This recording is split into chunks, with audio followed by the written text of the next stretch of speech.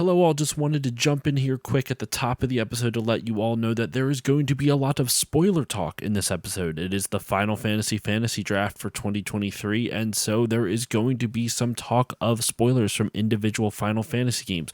So if that is not something you want to hear, you have been forewarned. With all that said, on with the show. On this episode of Still Loading, the final word on Final Fantasy?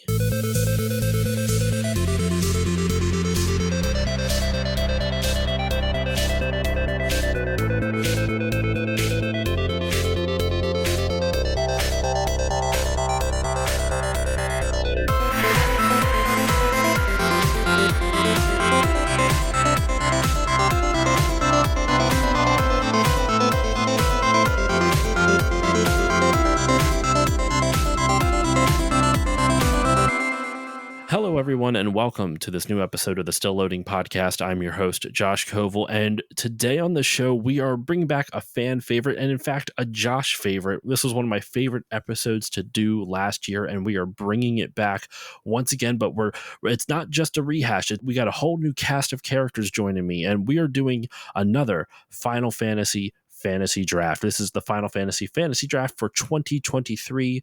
But before I go into all the rules for this draft and explain what it actually is for those who did not listen to the last one or who don't know what this is going to be, let's at least hear from the panel of people who are joining me on this episode. And we're going to go in draft order, so that way to avoid any confusion. So to kick it all off, let's kick it with a returning guest who appeared earlier on the show earlier this year, Aiden Mower. Aiden, how are you doing today? Hi, I'm doing really good. I'm excited to draft an excellent Final Fantasy team today. Do you think you will have the final Fantasy? I think so, absolutely. I think by the end, everybody will definitively, objectively agree that my pool is Final Fantasy. We'll see. The most final a fantasy could be. That's it. Yeah. And it's done. It's over. No more after this draft. Our second panelist today, our second guest is actually, I believe this is your third time on the show, if I remember correctly, Dan Greenberg, aka Winter Ion from Winter Ion Gaming. Dan, how are you doing today? I'm doing terrific. What are your early thoughts and predictions for this draft? So I've had a lot of scouting, a lot of time to go over this, and I'm convinced I will not make the last Final Fantasy, because if I made the final Fantasy, the people at Square Enix would kill me. So I'm going to make sure I make one that is memorable but keeps the series going. That's okay. So Aiden's promising one that will end the series, and Dan's like, "Oh, mine will be good enough to keep it going." It's a bold move, Cotton. Let's see if it pays off in the end. Our third guest is another returning guest. I believe this is also your third appearance. Is Mick Arcade, my buddy Mick. How are you doing tonight? Nice to see you, Josh. Had to give the Sephiroth intro there.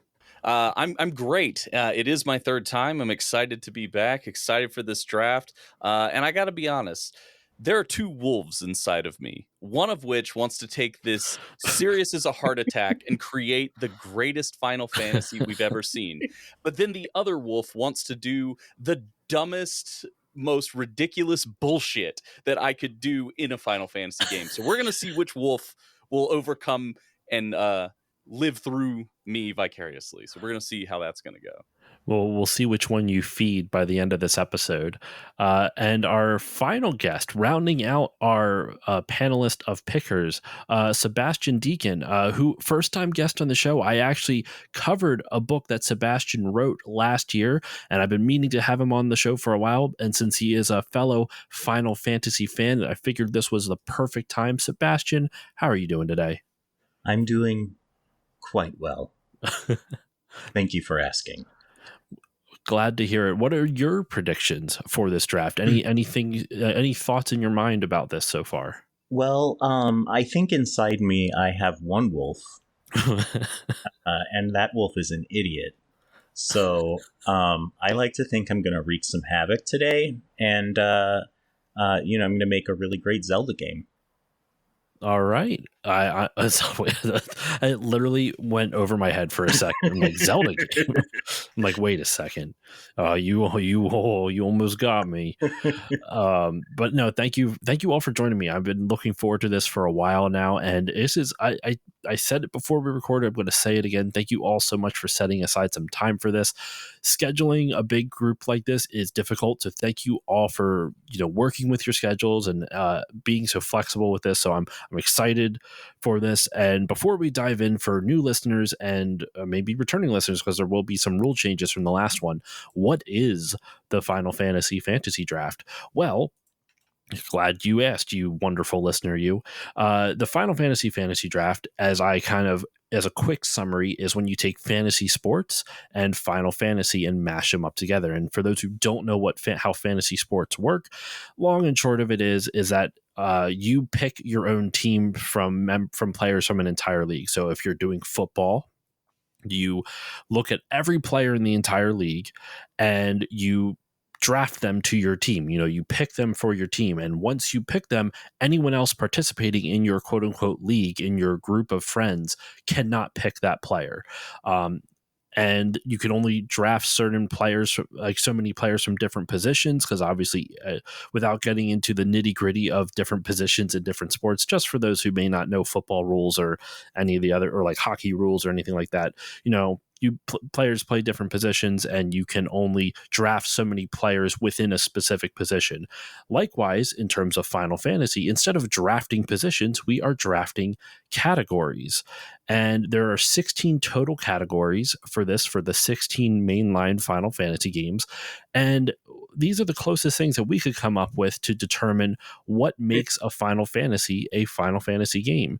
This is always something that, especially now with Final Fantasy 16 out, what in essence is Final Fantasy? People will be debating that till the end of time. And I'd like to think this draft inadvertently kind of tries to answer that question. Doesn't really answer that question, but it kind of tries to in a fun, non-serious way. So the categories that players will be drafting from, their first four slots are party members. Of course, you have 4 party members in each Final Fantasy game. That takes up the first 4 slots, and then you have a main villain. You have a secondary villain. They'll be drafting a main villain, a secondary villain, an ultra boss, a battle system, which game's battle system do they enjoy the most? Which world or setting do they enjoy the most? That's another category. Which console do they want their Final Fantasy to be on? What soundtrack are they going to be drafting? Do they like Final 6? Do they like Final 8? Do they like Final 15? Who knows? Which minigame? Now, minigame we changed up a little bit from last time. I'll go into that. But obviously, Final Fantasy is known for a lot of minigames. And which minigame do they want to represent their ideal Final Fantasy? Which plot twist do they want in their Final Fantasy?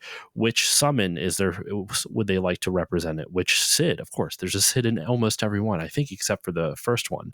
And then finally, the new category that we added for this year's draft, because there's been a new Final Fantasy since last year, which vehicle do they want in their draft? So those are the 16 categories. They are trying to basically make a Final Fantasy out of these 16, and there is different pools of choices for each one. So obviously for the first 4 party members, we have a list of every single party member that they can draft one from. So if someone picks Cloud as one of their 4 party members, no one else can pick Cloud.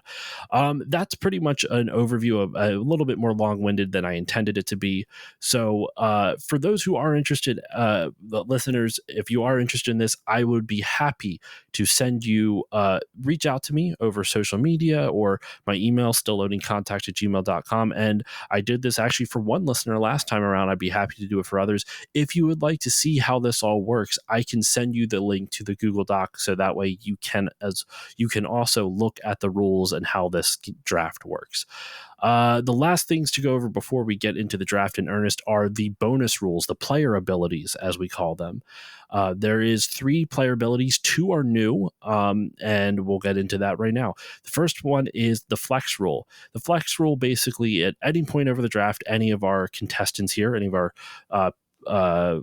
drafters, I don't know, panelists, that's what I'll go with. Any of our panelists here can flex in something from outside of the mainline Final Fantasy game, can flex in something that's not on our draft list here. So if they really want Final Fantasy Tactics battle system, because that's not included, they can't draft that. It's not part of the mainline Final Fantasy series. But say they really want it, they can use their one flex rule, their one flex option to flex that in. So it allows for things outside of the 16 mainline entries. So this is where you could get stuff from Advent Children. You could get stuff from Dirge of Cerberus if you really want to. You could get stuff from Crystal Chronicles, that kind of thing. So it allows players to flex in options that are not part of the mainline series. The first of the two new player abilities, one is Limit Break. Player's Limit Break allows them to draft twice in a row. So if Aiden over here wants to pick once and then uses his Limit Break and he can pick again, he can do that. Instead of it going to the next panelist, he can draft twice in a row. However, he does forfeit his pick in the subsequent round. So if Aiden were to use his Limit Break in the first round, his pick that he's going to make in the second round, he just doesn't make it anymore. It just skips over him because he did it already. He used it already before. And finally, the newest player ability as well is the trade option, where players can trade with each other. I'm not going to go into detail on this. It's a little convoluted. I have it all written down, but basically, players, if someone makes a pick already and one of the other panelists really wants that pick, they can offer to trade for it, but only if obviously the person who made the pick accepts. And there's a whole bunch of rules that goes into it, but I've already been talking for a while. I don't want to go into all that too much more. The final little odds and ends to cover with mini games. The last Final Fantasy draft, I just provided everyone a link to the Final Fantasy fandom page and said pick a mini game from there. That was a lot. So what we did is I polled all of my wonderful panelists here to list some of their favorite Final Fantasy mini games. So we have a whole list of Final Fantasy mini games, and I'll read them off real quick, just because they will change from every draft, assuming we do it this way next time. We have the mini games that they can pick. They can pick the sliding puzzle from Final Fantasy 1, the match game from Final Fantasy 2, ton from Final Fantasy 7. No surprise here. You have Chocobo Racing, Battle Square, and Snowboarding, those three.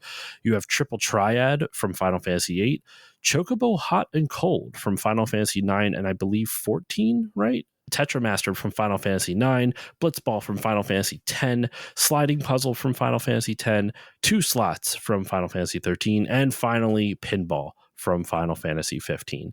I think that's all I have for all this. To my panelists, do you have any questions before we begin the draft in earnest? I do. Yes, Dan. I did not bring a wolf. Is that okay? Oh my goodness. Mandatory? So, I mean, I guess I forgot to include it in the email, but I think we can let it slide this time. I have a question. Is Final Fantasy 16 a Final Fantasy game? Like, is it a real Final Fantasy game? Yeah. I mean, it has the numbers, so we have to go by Square's judgment. That was a good question. Probably doubled the viewership for this podcast in one question.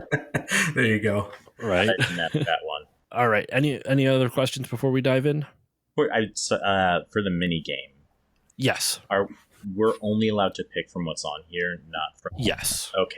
Though you didn't get a chance to send me your list, if you know what some of your your favorite mini games are, I can add them in real quick. You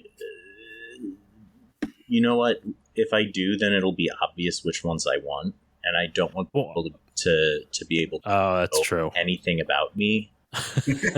So You know what? That was a good enough line there. I'm just going to leave this whole conversation in. All right. Well, then, unless anyone has any other questions, let's start this off. Listeners, the way the draft is determined, the order of the draft is we do a snake draft. So, the order of the draft we determine prior to the episode. If going first is Aiden. Going after that is Dan. After that is Mick, and rounding it out is Sebastian. And then to start the next round, Sebastian will start. It'll go back to Mick, then to Dan, and then ending up with Aiden to close out the second round. So that's what I mean by snake draft. It just kind of loops, it goes back and forth. So the people at the beginning, at the end, they have to wait the longest for their picks, but they can make 2 in a row because they close out a round and they begin the next round. It can be a little difficult to visualize, I know, over an audio medium, but I'm doing the best with what I got here. So let's begin. On the clock, we have Aiden making the number 1 overall pick in the 2023 Final Fantasy Draft. So, Aiden, what is your number 1 overall pick in the Final Fantasy Draft? So this is like a big responsibility. I have all of Final Fantasy essentially to choose from, and so when I think categories too, all the categories, like everything. And so, like I've been, as we've been prepping for the podcast, I've been thinking like let's consider number 1 overall draft picks. You got Connor McDavid, right? You've got LeBron James. You've got Patrick Mahomes in a redraft. Like these are like kingmakers, right? What, they create what franchises. Games are those from? Those are from sports. Sports to fantasy, real life Final sports. Writing that. Yeah, and young athletes like to play video games, so they probably know what Final Fantasy is, or at least Fortnite. Or the Fortnite. For first overall draft pick, that's big, right? You don't want to draft a bust. You don't want to, set yourself off on the wrong foot. So I put a lot of thought into this, and I think the clear cut number 1, like you got to take him.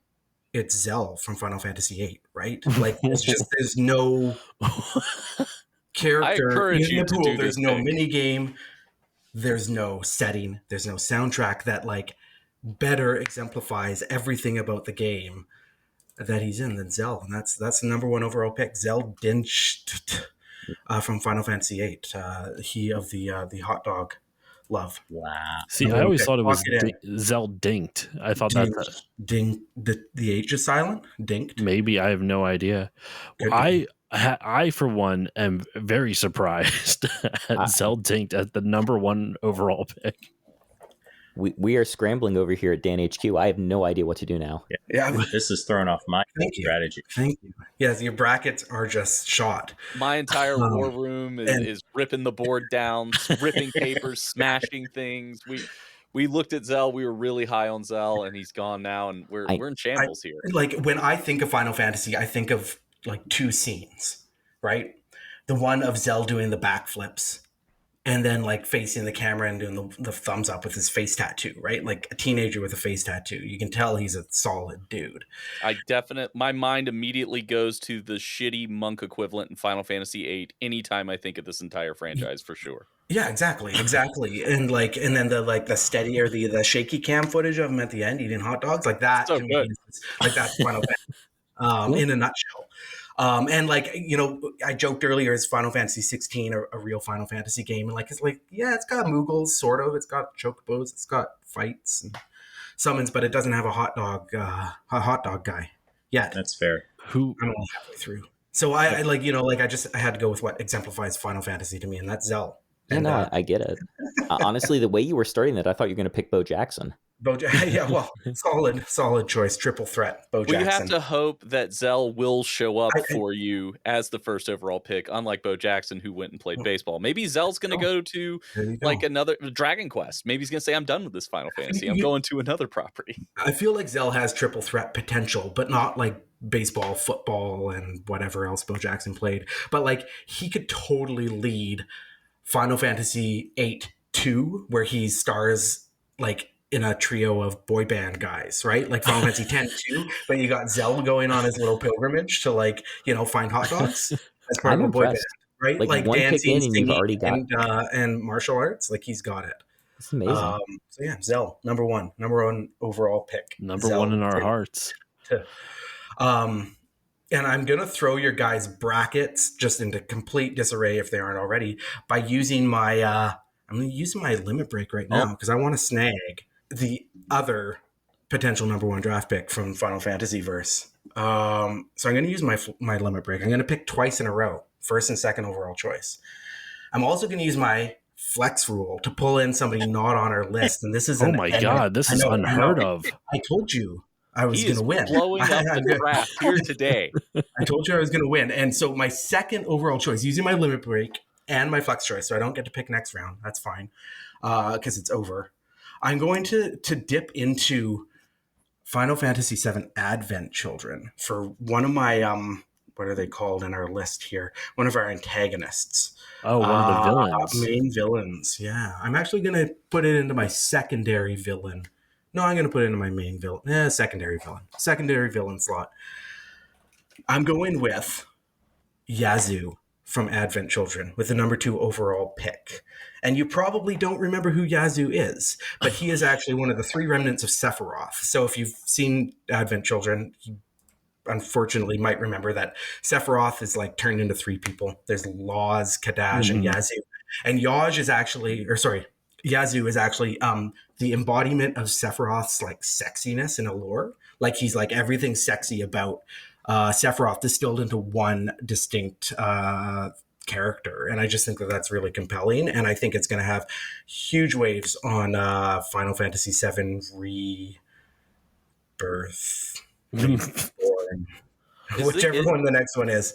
He's the one who fights Tifa in the church, right? I think that might be the case. You drafted him. I know. He's going to find out everything he's going to need to know about this kid as soon as he gets in the building. He's going to see his work ethic in the off season. It's going to be fine. But he's like sexy. He's one of those sexy athletes. Like they're good looking, so they get drafted higher than they should. They play way longer than they should just because they're kind of good looking.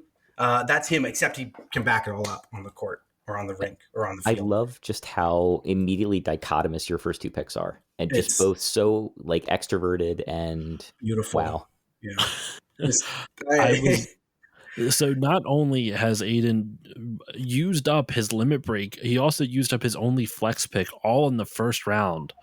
He blew it all right there. I shouldn't say blew. We won't know until the end. I shouldn't say that. We won't know until he pitches his final.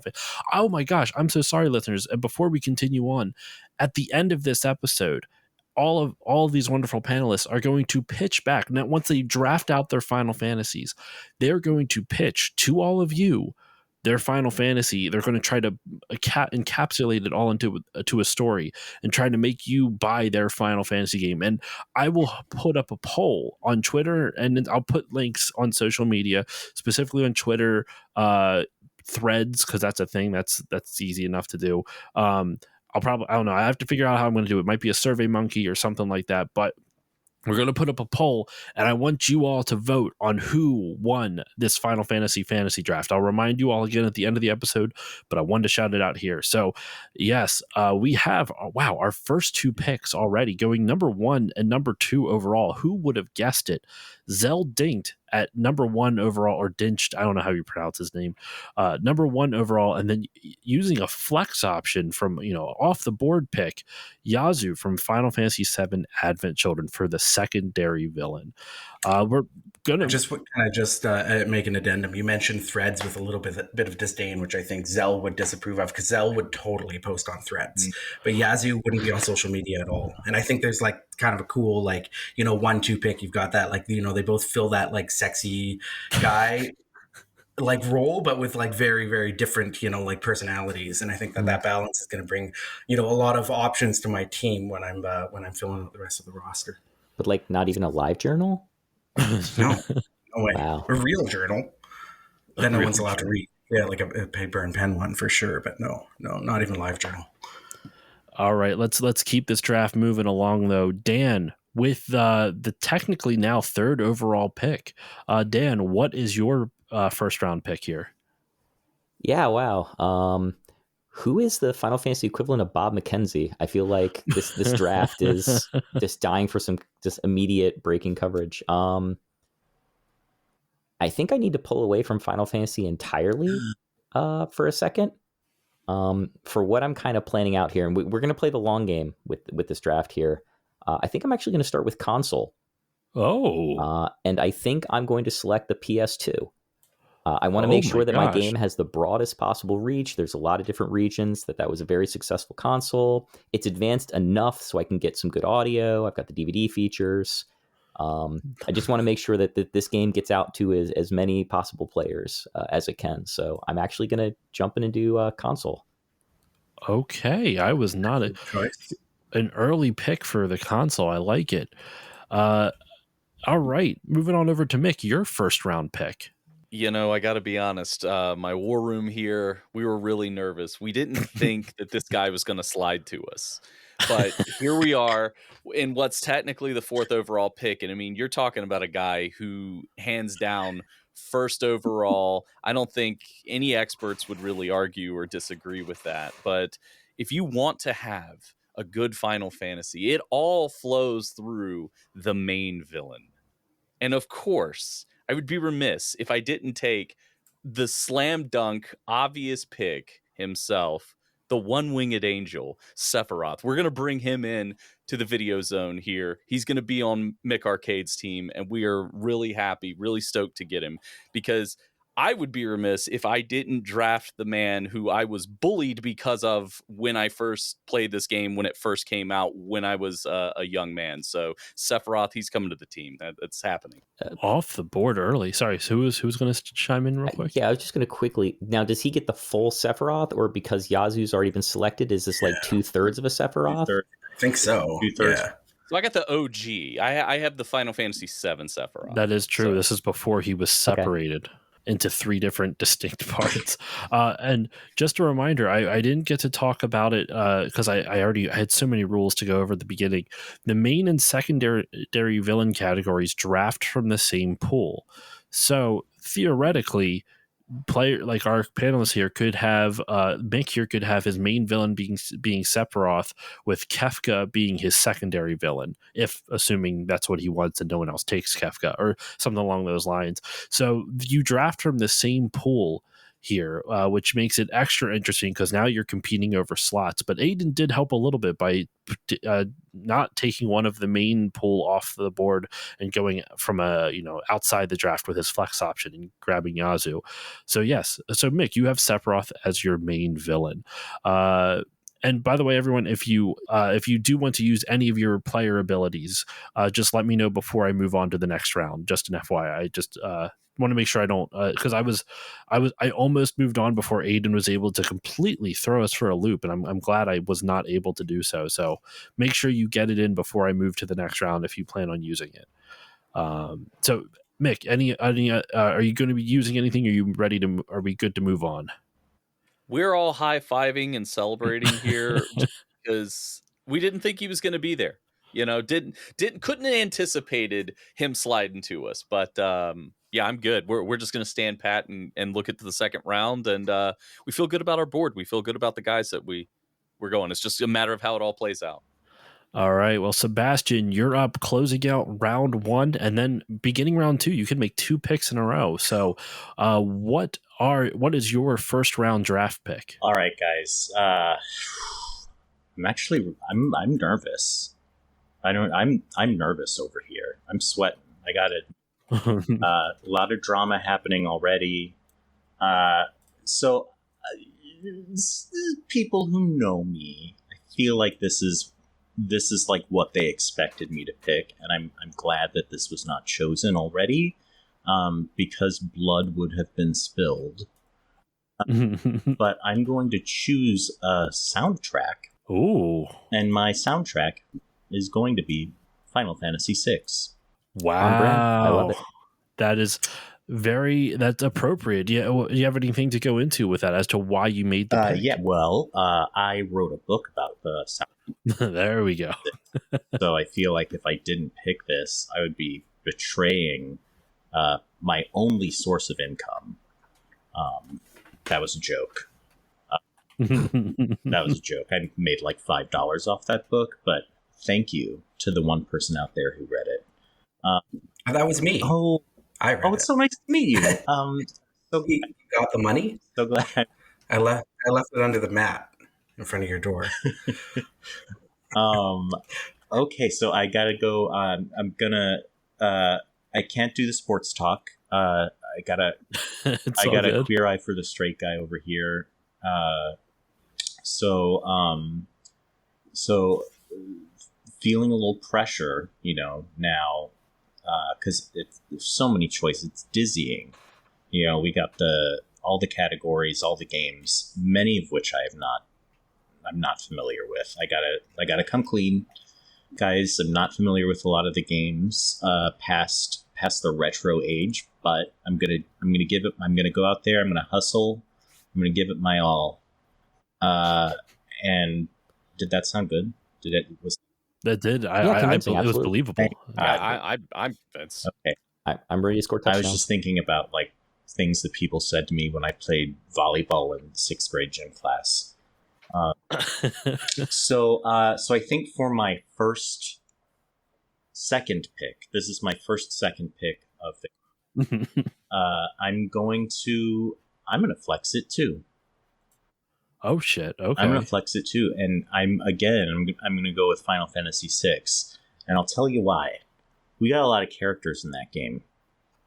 We got a lot to choose from, and while there are some popular names on the board here, I feel like there's one that we're really missing, and that by the end of Final Fantasy VI we were all missing in our hearts. I'm gonna pick General Leo. A solid choice. Interesting. No. Okay. Wow. They said he brought back, I like it. and I'm bringing him back to life. The glitch game In is your real. heart. I was not expecting anyone to flex in a character from a game that is from the like. This is unheard of in a good way. I was not expecting anyone to flex in something from a game that's from the mainline series, so technically is not off board. But since it's not in the draft, that it makes sense. Who is General Leo going to be in your game? Villain? He's going to be my my number one main man. He's going to be my party member number one. Oh, okay. He's going to get in there with the shockwave, with his sword, shocking up all the Kefka that he was killed by. Maybe that wasn't a smart choice because he does very much get murdered. Well, this is remember you can make the story whatever you want it to be. Oh yeah, all right, okay, all right. Sweating a little less. So so those are my two choices.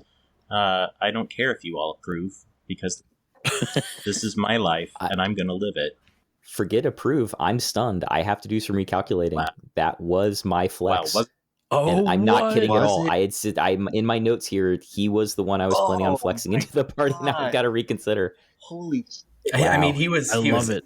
Aerith before Aerith, right? Yeah. Like that scene, that moment, like everything around him was fantastic. And the it, game he tells was, you he could be my friend if he wasn't my enemy. It's begging you. Like, how many people fired up a Game Genie and hacked him into their party? Yeah, You're Right? talking to one right here.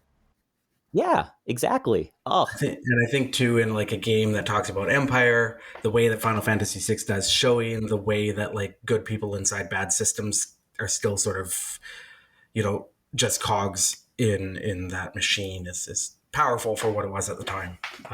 That's a great choice. I do want to say So though, good. it's got a little bit of like Robert E. Lee energy going on, where it's like everyone's like, "Oh, he's so great," but like, definitely was still fighting for the Empire. He had his awakening just too late in the game, unfortunately. I think he was about to jump ship and go over to the Returners, but Kefka done killed him. So there we go. Was it really one of your no, yeah, I absolutely. That is one of like 7 characters I have as my potential party members. unbelievable? Wow. Okay. Wow, I did it. I really. I'm on the plus side, I guess now it frees up my flex to use it for something else, but I'm gonna have to think on the fly here. Did you know that Sephiroth has 2 other aspects? One that represents his will, and one that represents his like. That is Fighting. true, but I also want to win. Just putting that out there. Oh my god! And I am so happy that everyone's using their character abilities in this, because in the first draft there was 2 total. Like no one else used, barely any flexes were used. We already have 2 in the first 2 rounds. But continuing on with our second round here, we are coming back to Mick to make his second pick. Again, we're all happy over here because no question, this guy, arguably, I mean, there was the argument, who's going to go first overall. And I feel like when you talk about villains, it was between these 2 gentlemen. So, of course, for my secondary villain, I have to take another slam dunk prospect in Kefka Palazzo as my secondary villain. I had to snatch him up. I got worried. I got worried. Was close to but picking him. I'm gonna take Kefka. I'm gonna make him my secondary villain, and then because I'm nervous, I'm worried. I'm starting to sweat now. I'm gonna use my limit break Whoa. so I can get another pick Oh out my there god. Oh yeah. because we've got two great villains, and I want to go for somebody who I personally think is a very underrated hero. And for the context of the story that I want to craft for the player, the experience that I want to give to them, I think this young man has the ultimate potential in that. And of course, I am going to take Prince Noctis from Final Fantasy 15 as my first party member. Wow. So let me get this straight. You have arguably the two most dynamic, recognizable, and arguably successful because of Kefka villains in the entire Final Fantasy series, and your first pick to stop them is Noctis. It's all going to play out. Trust me. I think Noctis is an incredibly underrated character. I know a lot of people have very mixed feelings towards 15 and bag on it a lot. 15 has legitimately made me cry every time I've beaten the game. Are we talking spoilers at all here? Or? That's a great question. Yeah, you know what? I'll put a spoiler thing up at the front of the episode. So yeah, go for it. Cool. Okay, because I think the relationship that you have that you're able to craft with your teammates in Final Fantasy 15 is the strongest of almost all the games because these guys have known each other their entire lives. So they actually care about each other. They are brothers essentially. You know, they are so close with one another. And towards the end when Noctis is basically looking at his brothers and telling them, I know I am going to die. I am going in here to defeat Arden to die. It is going to cost me my life to save the world, to save everything. And the one line that he hits is, if I could just have a picture to take with me. Every time it's like Niagara Falls, the waterworks kick on because it's so touching that the one thing, and of course you can select any picture you want. So it could literally be like a picture of Cindy's hoots or the car. I chose the first picture of the game where they're all in front of the regalia, but Everybody does, right? yeah, Everybody takes you that. have to screen. because Yeah. it's so touching, and I just think Noctis is actually a really great character because he's someone who is so dynamic and develops really well throughout the course of the story and struggles at the same time because he knows who he's supposed to be, but he doesn't know if he has the strength himself to be that. He looks to his friends for the support, but he ultimately learns that sometimes it's going to come down to him and he has to make peace with that decision and that choice. So I think Noctis is a really strong character. And again, for the story that I want to craft for the player, I feel like he's key to what I want to tell. So Prince Noctis, let's fucking go. I just want to say I agree with you about 15. I'm a big apologist, and I think it not that gaming needs more stories about men, but I think Noctis and his story has a lot of interesting things to say about sort of masculinity within video game narratives and how Agreed. he feels like there's this need to live up to something that he doesn't feel is true to himself, and I think that's really compelling. Yeah, I think his conversations with Sid and his, Sid telling him who his father was and the things that his father did. And Arden kind of does that too. He antagonizes him in that, saying, you're essentially not ready to be the king. You shouldn't be the king because of who you are. And just sort of handing him the definition of what a king is when the reality is he needs to learn what a king is himself by his own definition. So I love 15, but that's who we're going with is Prince Noctis. Wow. I like it. Another surprising early player ability use. So far, just to keep track, Aiden has used both his flex and his limit break.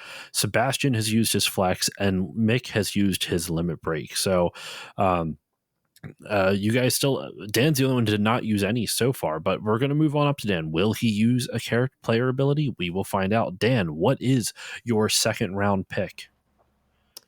I've got a couple ways I could go with this. Mick, just from a thematic standpoint, I absolutely love where you're going with Noctis, and kudos on that. I don't know if it's normal or proper behavior to compliment people mid-draft, but I love it. Thank you. From a tactical standpoint, I am super intrigued to see where you go with your other party members because a lot of that is based on the interpersonal relationships of the parties. So No pressure, but I'm super excited to see who you pick to go with him. But my pick.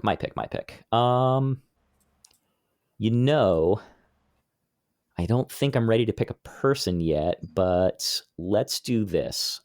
A lot of what I'm trying to do with this game is celebrate the series. So I don't think it should be too surprising. I'm going to take soundtrack with my second pick here. Okay. And I'm going to go with Final Fantasy XIV. Ooh. Because if you have ever listened to the various tracks that have come out, it is incredible. It is amazing. The range of remixes and variations on themes. This is the perfect soundtrack for me to celebrate where the series has been over the decades. And the PS2 is going to be strong enough to play all those. So that's my 1-2 punch. I'm going to start with the PS2 and Final Fantasy XIV. Now, do I go again because Aiden used his limit break? No, so Aiden would actually get one pick now. So normally, if Aiden were to go, if you're not going to use any character abilities or your limit break, what would happen is Aiden would have normally drafted twice. He would have closed out the second round and began the third. Right. But because he already made he used his limit break and he already has his second pick, he is only going to draft once, which is to begin the third round. Okay, I'll hold off then. All right, so Aiden, we are back to you. You get to make your third pick. Okay, this is excellent. There are many good choices. Many of the characters still on my list remain, and I got to fill out my party with another pretty boy. And this time around, and I think you can see the theme of where I'm going with my party. It's like, pretty attractive, like fun people to be around. Like not fun people to be around necessarily, but fun people you want to be seen with, right? It says something about you that you're in their presence. So I'm going with my third pick. Is that where I'm at? Yeah. Yes. Third pick. Third pick. I am going with the legend, Edward Chris von Muir from Final Fantasy IV, the bard himself. You spoony bard. He's a big. He is the subject of one of the most classic line from the game, and it's like the most brilliant Ted Woolsey-ism line in the game, the "You spoony bard" line, which lives on even in Final Fantasy 16. He spins tales. He tells stories just like I do. He's beautiful, just like you are, just like me. And he's kind of cowardly, just like I am as well. So, I think every game needs some ability for the player to project themselves into that world, right? Like video games differentiate themselves from film and television and books because you're an active participant in the narrative. You need somebody to project yourself on, and that's Edward Chris von Muir. I guess that's his full name. I just knew him as Edward, the bard from Final Fantasy IV. So filling out my party with pretty boys that everybody wants to be with. So you're going for like the K-pop version of Final Fantasy here. Oh yeah, absolutely. All right, Dan, back to you already for your third round pick. Okay, all right, good. Okay, so if I can't do General Leo, I'm gonna have to make some slight tweaks to my party setup, but I think I can make this work. We are long overdue for a POC to lead a Final Fantasy game, and we are long overdue. I think we're getting a little better with this. Too many tabula rasas leading Final Fantasy games. I don't need somebody who has minimal personality that I am filling in a lot of their ellipses with my own thoughts on what they were doing. I want someone who has a very clear motivation and agenda, and somebody who's been getting a serious glow up with the re-releases here. I'm going to go ahead and take Barrett Wallace as my first party member, and he's going to get the cover of the game treatment he is so richly deserving of. Oh my goodness! So we are going to see a Final Fantasy game with Barrett as the main character. It seems like with what you're hinting at, your final game makeup's going to be. Mm-hmm. This is going to be interesting. Okay. So that's your first party member. All right. Mick, we skip over you because you used your limit break. So Sebastian, you get to make 2 picks in a row again because you are not only closing out the third round, but beginning the fourth. Well, I got a couple of things to say. I got a couple of things to get off my chest before we move on. And Go for thing it. number one is Aiden for picking Edward. I don't know if I can ever forget You got to get them early. because You got to get the good ones because early. when that little guy got up on the screen, he started using a harp as a weapon. I was like, I feel seen, and I'm just furious that I didn't get the chance to choose that little caped for my own. Number two is, I gotta say, we don't often think about this, but in Yoshitaka Amano's original art for Final Fantasy VI, General Leo is actually a person of color. So we got two people of color leading games here, and I think we should all get cookies for that. That was a joke, actually. I mean, Yeah, I could probably ship you some. Yeah. That's already two more people of color than Final Fantasy 16. Yeah, it's You're a not problematic series, but we love it anyway. Okay, so oh boy, so another my final thing. I said I had two things. Actually, I have three things. I have not been thinking very strategically because I was just thinking, who's the coolest? What's the best? What do I want? I have not been thinking about the narrative I want to craft.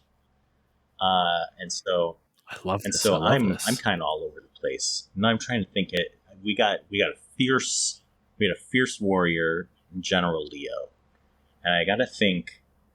I think I got to think about something that's going to give me a tactical advantage in terms of character development, and something that's going to balance out with General Leo's sort of demeanor and abilities. And I think what we need is Leo's such a serious man, and he's a fighter. I think we need some kookiness, we need some humor, and we need some magic. And I'm gonna get the bonus pick here. I'm gonna get Palom and Porum, twin mages who are goofballs from Final Fantasy IV. That's a twofer. Excellent. That's a twofer. And they also die. They get turned in. That's a plus. They do get saved. They at do the get end. saved. Yeah, for a little They while. do get saved at the end. But you didn't see that coming. As a 10-year-old, you're in tears. So that's my end of this round choice. And so now I want to move away from characters for a little bit, and I want to start thinking about the setting of the game and sort of where I want the game to take place, sort of how I want that to shape my story, because now that's the mode I'm in. Because now I'm freaking out a little bit, and we've got an Imperial soldier here. I think I want to go for an Imperial. And we've got children, we've got child soldiers, we've got an Imperial soldier. I'm going to go for Final Fantasy II, another game where we have an empire. I mean, obviously that's not part of the world / setting, that's part of the plot, but we've got another, empire sort of taking over the place.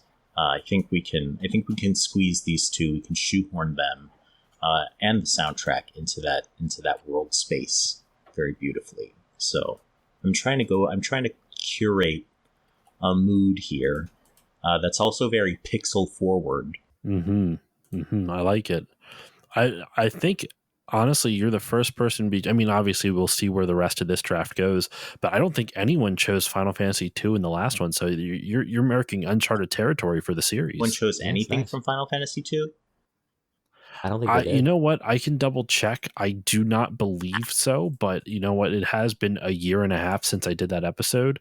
So I can, you know what? I'll look at it to see if I can find anything. Maybe some people chose some characters, but in terms of like soundtrack or settings or battle systems, yeah, no one chose anything out of Final Fantasy II last time. Maybe some characters. I'd have to double check on the characters. But yeah, no, not that I can see. That one also has a good soundtrack, by the way. We're talking soundtracks. I think that's the best of the 8-bits. That's just me, though. Someone did choose the Emperor. as who's the main villain from that game. But okay, so we have Final Fantasy II off the board for the world/setting. Mick, we are back to you for your 4th round pick. What is this is at your 4th overall now, your 4th round pick. I'm feeling good so far, but in to continue to support sort of the story that I want to craft for the player, we're going to add another party member here. Okay. And it is also, this gentleman is also royalty. And I am, of course, talking about Edward Edge Geraldine from Final Fantasy IV, the Prince of Eblon, who similar to Noct, loses his parents because he's forced to kill them as they were turned into monsters by Lugay, I think his name Dr. is. Lugay, yeah. And so Edge goes through a lot, and he goes through a journey of understanding of he's sort of been fighting against what is considered his destiny and the things that he's supposed to do in life. And a prince is supposed to act a certain way because he's going to lead these people, this entire kingdom of ninjas, highly skilled, stealthy warriors.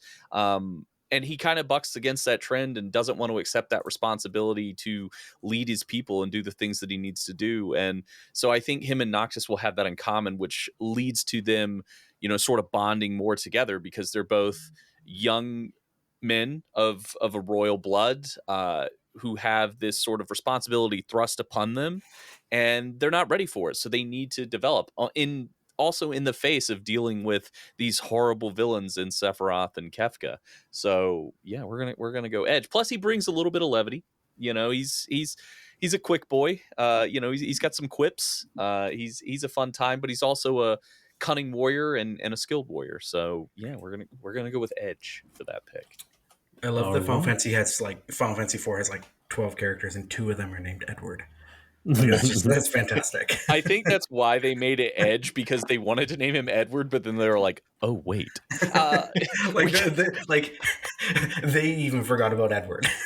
Oh yeah, well, right? And that's why he's Edge, because Edward Geraldine EDGE. That's why he's Edge, which is still just that's why. There we go. Yeah. Okay. Yeah, we got a Joe Bluth thing going there. All right. Moving on back to Dan for your 4th round pick. What do you got for round number 4? All right. I feel like I'm kind of want to stick with these the big decisions here. I can there's plenty of characters in Final Fantasy I can work into themes like friendship or internal growth, let's stick with trying to make a Final Fantasy for everybody. I'm going to go with let's make this my battle system selection. Okay. And even though I personally would love to use my flex here and do the Final Fantasy Tactics battle system, because I think it's absolutely amazing and it's practically what the flex thing is made for, I don't think it's the most accessible thing, and tactics games aren't for everybody. I want something that gives you almost infinite growth potential, but it isn't too complicated. So I'm going to take Final Fantasy X. Okay. I get the sphere grid. There's plenty of opportunities to beef up all the party members in different ways. But it's still pretty core Final Fantasy. It's, it's your turn-based ability selections, not too complicated, good kind of invite everyone into play kind of game. I like it. That was actually one of my favorites as well. Final Fantasy X, I believe Aiden, you're not a fan of that one. If I remember from your book. Am I right with that? I mean, yeah, it's not my favorite. A good, even a bad, it's not even a bad Final Fantasy. It's just, I feel like it introduced a lot of the issues that the series is currently dealing with. And I feel like the cast is, like a ragtag group in the worst ways. But in any case, the battle system is fantastic. It's very, very good. I love the sphere grid, man. That was and also I love the fact that in that game, it's one of the first ones that breaks the damage limit. So you can get above 9,999. And it just, some of you did that with the ultimate weapons, and they were always so hard to get. Specifically, fuck Lulu's one. I hated that so much. How was it? Dodge 99 lightning bolts in a row. The 200 lightning bolts in the field. Yeah, is it 200? Yeah, it's 200. Dear God, something's wrong with them. That was No. All right. I'm gonna get mad thinking about that. Aiden, we're gonna rounding out. Or actually, Dan, do you have anything else No, to say on it? I'm Before we holding on move to things for now. All right. Aiden, rounding out round 4 with you, and you can begin round 5. So 2 picks in a row. What do you got? 2 in a row. Excellent. Okay, I'm going to fill out my boy band party with both of these picks, actually. I was getting a little nervous I might not get them both. The first one, everybody knows, or everybody who's familiar enough with Final Fantasy to listen, 30 minutes deep into a Final Fantasy draft probably knows or understands the idea that, Final Fantasy 12 went through a lot of development issues, and it's kind of creative lead left halfway through. The story kind of takes a downward turn in the back half. Mm-hmm. And one of the big major issues with the game is that, everybody looks at Bosch in the game. He's this sort of like, exiled knight who's there to protect Ash, who's the princess and drives forward a lot of the plot. Bosch, Ash are sort of in, central. They're the ones that the story is about. And, there's this kind of apocryphal story about how Bosch was supposed to be the main character. But then, the suits from upstairs came in and said, no, you need an actual real character. From what I can tell, that story is not actually true. And so my choice is the real indisputable protagonist of Final Fantasy 12, the one that represents the player, the one around which all of the action, every choice revolves, and that's Vaughn. He of the crop top vest, who fits nicely into my boy band of beautiful boys, because he slots in there nicely. He's spunky like Zell, but maybe not as without the edge. He goes nicely alongside Edward, because neither of them really impact the plots of their games respectively at all, outside of maybe a moment or two here and there, and they look nice. Which is what I'm gonna need once I get into picking my console and stuff, because I shouldn't say actually. I shouldn't spoil. Got to keep that under wraps. So all right, so Vaughn is your party member number 3. You are getting close to all 4 party members already. Yes. And I'm going to fill it out because I get the next pick here. So I'm going to fill out my boy band, and every boy band, anybody who was around in the 90s watching music videos knows that every boy band needed a bunch of pretty boys. Then they needed that one guy, that crossover appeal guy, so that the moms would, tune into the music video without feeling too weird. The old guy, the Kevin Richardson, the Joey Fatone. And so rounding out my party, pick number 4 is going to be Steiner, of course. The perfect Kevin Richardson. Wow. The perfect Joey Fatone, the guy who brings balance and sturdiness to the rest of my party, and one of the all-time great Final Fantasy characters, and probably a decent baritone. You got to bring the bass, right? You got to have that. It centers the music. Everything relies on it, and he's the guy, I think. So Steiner, that's my next pick. Wow. I mean, if I was going for a boy band thing, I probably would have gone Aaron from Final 10. That's just me personally. I find him more attractive. Just saying. I was nobody found Kevin and Joey attractive, though. That was the point, right? You always kind of wondered. I felt like Galoof from Final Fantasy V would have been another good choice for that grounding presence in the boy band, but Steiner is the pick. All right. So now with Aiden having his party set to go on their journey, we turn it over to Dan so he can make his 5th round pick. Dan, what is your 5th round pick? So I'm going to be honest. I was a little nervous that somebody I had on my board was going to go because I thought he might have also qualified for the boy band. But mercifully, he's still on the board. However, I can't take him alone. So I think I'm safe to announce here I'm going to go ahead and use my limit break. Wow. Oh, shit. There we go. Excellent. You went with one of the 2 Tabula Rasa kids from Final Fantasy 12, which is fine. I mean, he had done Home Improvement. It was time to kind of move into video games for Jonathan Taylor Thomas there. But I'm going to take the 2 people that everyone actually loved from Final Fantasy 12, and that's Balthier and Fran. Package combo. Excellent. Yep. I mean, their inter dialogue, they work so well as a 1-2 punch. They have motivations. They're deep and interesting characters with different abilities. They're going to play off of Barrett's sort of protagonist intensity really well, provide that witty banter and sort of that counter opinion. So that's my party member 2 and 3. What a swing. I'm liking this edition of the limit breaks. It really just kind of it throws out for listeners, it might be a little hard to keep track of who's in what order for the draft, but like I have everything listed here. Everything's looking good. I love the chaos that it brings. It's really amusing just to see people like suddenly lose all. I'm still surprised, by the way, that Sebastian took General Leo, and that was someone that, like, very seldom do I expect flex picks to be on someone else's draft board, and apparently we have it's a first ever for the show. I'm loving this. All right, Mick, we are moving on over to you for your 5th round pick. Now, Mick, real quick. Yeah. I just want to say, because you've been very good about picking like best player available here. This is technically the 20th pick in the draft. And I would just say how proud I am of everyone here that Cloud is still on the board at 20. You know, the temptation for Cloud is certainly there. But I'm trying to look at the unique story that I want to craft as opposed to the one that people know. So, like, yes, we have Sephiroth. So you're going to take, things from Sephiroth, but Cloud isn't necessarily keyed into Sephiroth. It's the other way around. Sephiroth is very key to Cloud, but Cloud is not very key to Sephiroth in the grand scheme of things. Same thing with Kefka. Like, well, I don't know. Kefka's a little different, but I'm going to sort of continue on a theme here. I'm going to keep building this party out. And I feel like we need a little bit of balance here because we've got kind of sort of two extremes. Noctis is, a little head in the clouds, a little kind of so concerned about like if he can do enough, if he's good enough.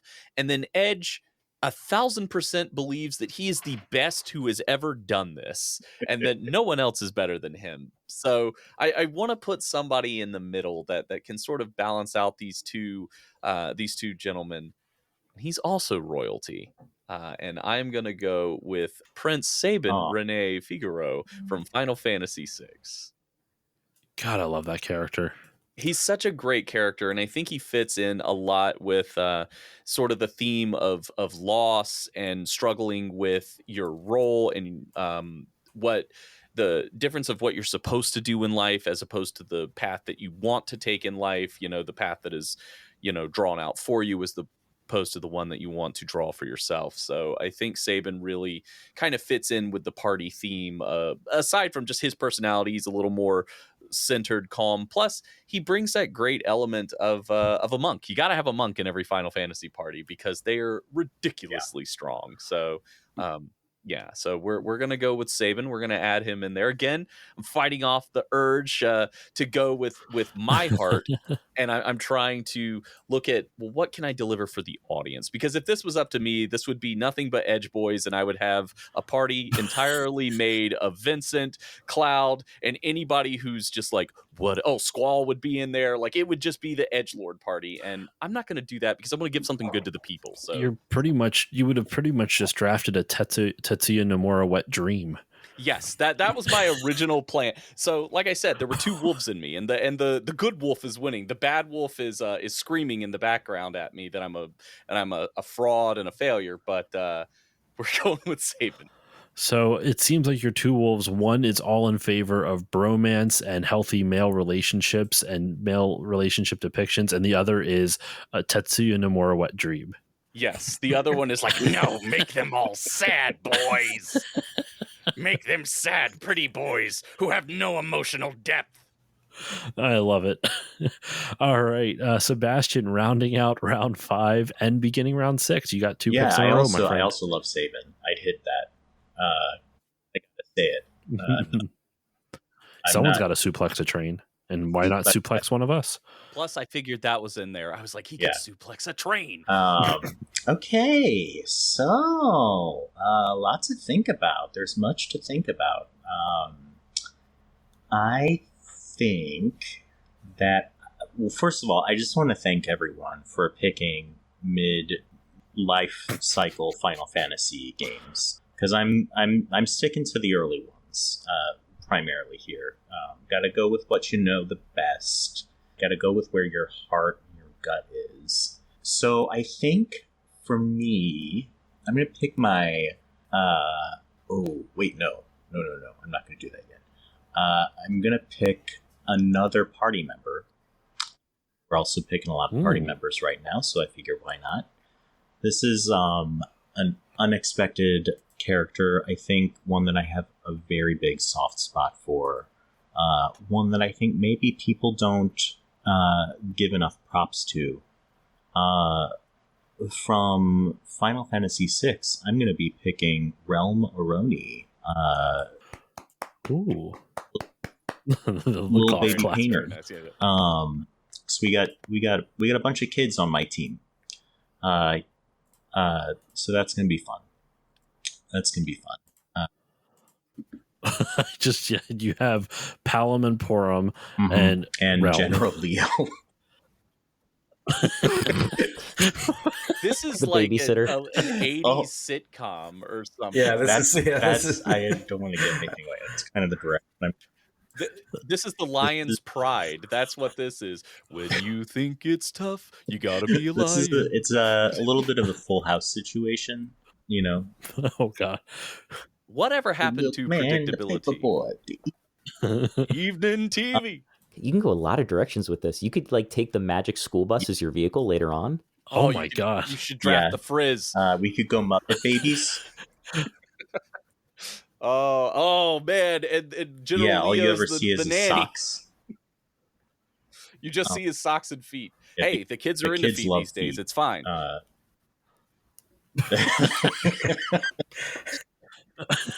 General Leo has an OnlyFans in this Final Fantasy. Confirmed. He's got to support all these kids. Surprisingly somehow. safe for work OnlyFans because it's just ankles down.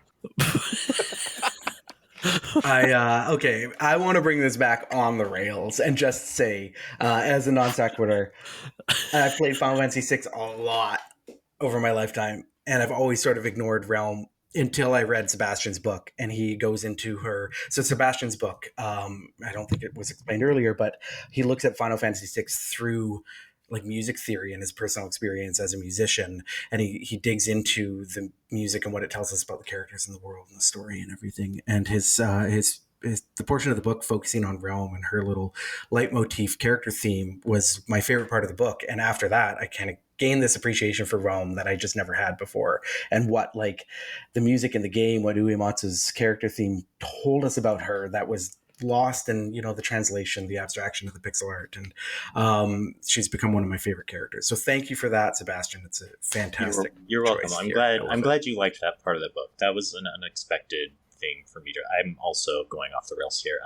An unexpected part for me to write because I was just kind of going through each character, kind of sketching out like preliminary ideas. And when I got to a Realm, I found that I was like writing out more and more and more than a lot of the other characters. And I was like, let's explore this. I did not expect this to happen. So I think in writing that, I also gained a little bit of an appreciation for Realm. I love that little twerp. She's a little shit. Definitely a little shit, but That's in the a most good way to bring endearing it way. back. Okay. All right. So I got 3 party members. I got a world. I got a soundtrack. I think it's time to start thinking about my villain. And I'm going to go kind of an unexpected direction from what I've been building up here. And for my main villain, from Final Fantasy IV, I'm going to smash that Zero Musi. Phrase we were all expecting to hear. Yeah, The Moon Moon Ghost. Ghost. I want to get him in the mix. See what that does to the story. Just beat Final Fantasy IV today, the Pixel remaster, and so I got that guy on. I don't know how to pronounce his name. There's I think some debate there, but I got that guy on the mind. I like it, especially with this format where we've got the main villain and the secondary villain. He works super well with now he can be manipulating whoever your other pick is. Yeah. All right. So we have Sebastian already has 3 of his 4 party members and his main villain. So we are moving on over back to you, Mick, to make your 6th round pick. I have a question in terms of the flex rule. Mm-hmm. Because it's going to kind of determine what I want to do here. So we have 4 party members. My question is, could I flex in and get a 5th party member? No, it has to stick to the category. Has to stick to the category. Oh boy, man. Because otherwise, then you would end up with you would have to. That may be a rule for later on. Like you don't have so one of the categories is vehicle, right? So maybe you don't want a vehicle and you want a 5th category or a 5th party member. That might be an option to like. You can flex in an extra category, but at the loss of one of the others, because you can't, otherwise you would have drafted 17 different categories instead of 16 type of thing. Yeah, that brings up a quick point of order. Sebastian's got Palom and Porum as party member 2. Does that permits a party of 5? You just didn't even think to pick those two, did you? I bet you're pretty jealous. Well, I would have separated them. I would have actually had them to be 2 separate characters, but I forget why I did that.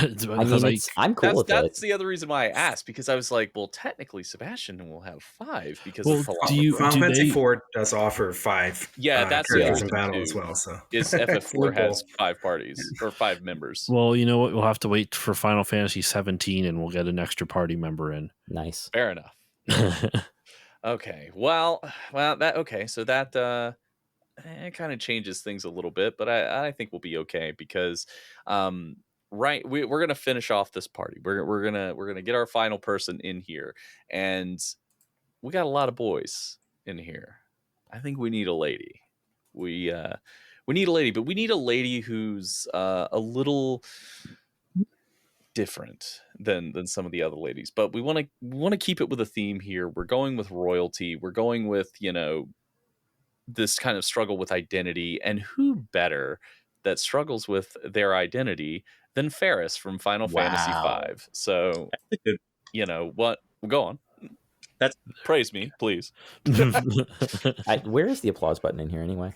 Yeah, I think representation is incredibly important, and when you look at how Ferris was presented in Final Fantasy V, it was a little awkwardly handled back in the early mid-90s, but I think you could really do some interesting things storytelling wise with the character of Ferris, who there is a little bit of a gender identity because Ferris has to present as male because she is around a bunch of pirates, and the fear of they won't listen to a woman, which of course when they find out that she's a woman, they don't care because that's their captain and they love her and it doesn't matter, which is a very nice end to something that was handled a little sloppily, but again, it was early in the 90s, and the translation for 5 originally wasn't great, so it's tough. But I think Ferris brings an interesting element to the party, just a different sort of chaos than say Edge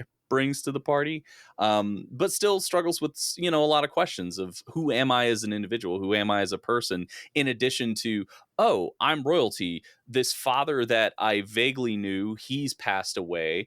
I have a sister who's royalty as well, but Ferris is the older of the 2, so that would make Ferris the next in line for the throne technically. So it's just continues on this thread of who am I, what is my path, what is my destiny, what am I supposed to do in terms of being a leader and a ruler, but also being myself. And I think Ferris takes that a little bit deeper when you start throwing in the gender identity, and I think in today we can take that in much more healthy and positive directions to explore those sort of things. So that's where we're going, even though I can't get 5 party members. That's fine. Props.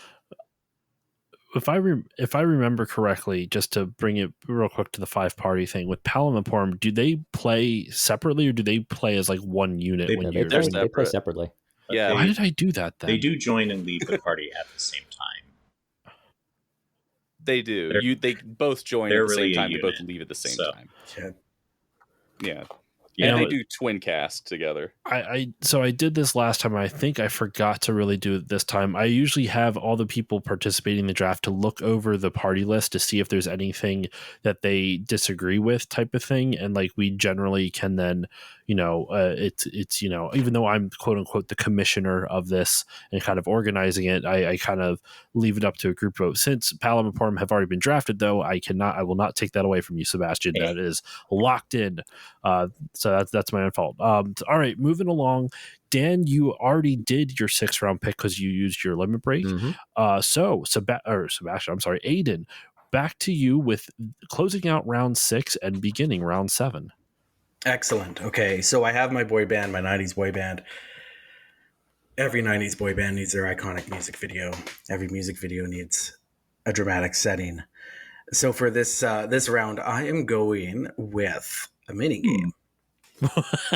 I really thought you were going soundtrack and then world setting, and you just completely music doesn't matter. The music doesn't matter. It's the music video. It's the boys. It's the vibe, right?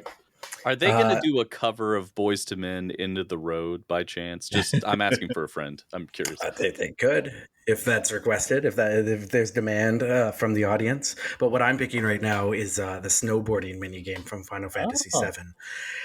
And I think, visually you could see some dudes, some bros ripping it up on the slopes, right? Like in a music video, going off jumps, singing midair, like cutting in and out of each other, like showing each other up. Mm-hmm. But like the snowboarding scene is one of the sort of like iconically, like just immaculately and tonally appropriate parts of any Final Fantasy game, because it comes immediately after Aerith dies, which is like just like wrecked everybody, right? It wrecked an entire generation of video game players that like ignited, Japanese made RPGs in the West. Like it shot Final Fantasy into superstardom in large part because of the Aerith scene, right? And people attaching themselves to Aerith, and then she gets killed, and then immediately you're in Icicle Village, and then you start snowboarding and collecting balloons. And I feel there's something very powerful in that. And so I can see my boy band, ripping down the slopes, tears freezing on their cheeks as they sing this,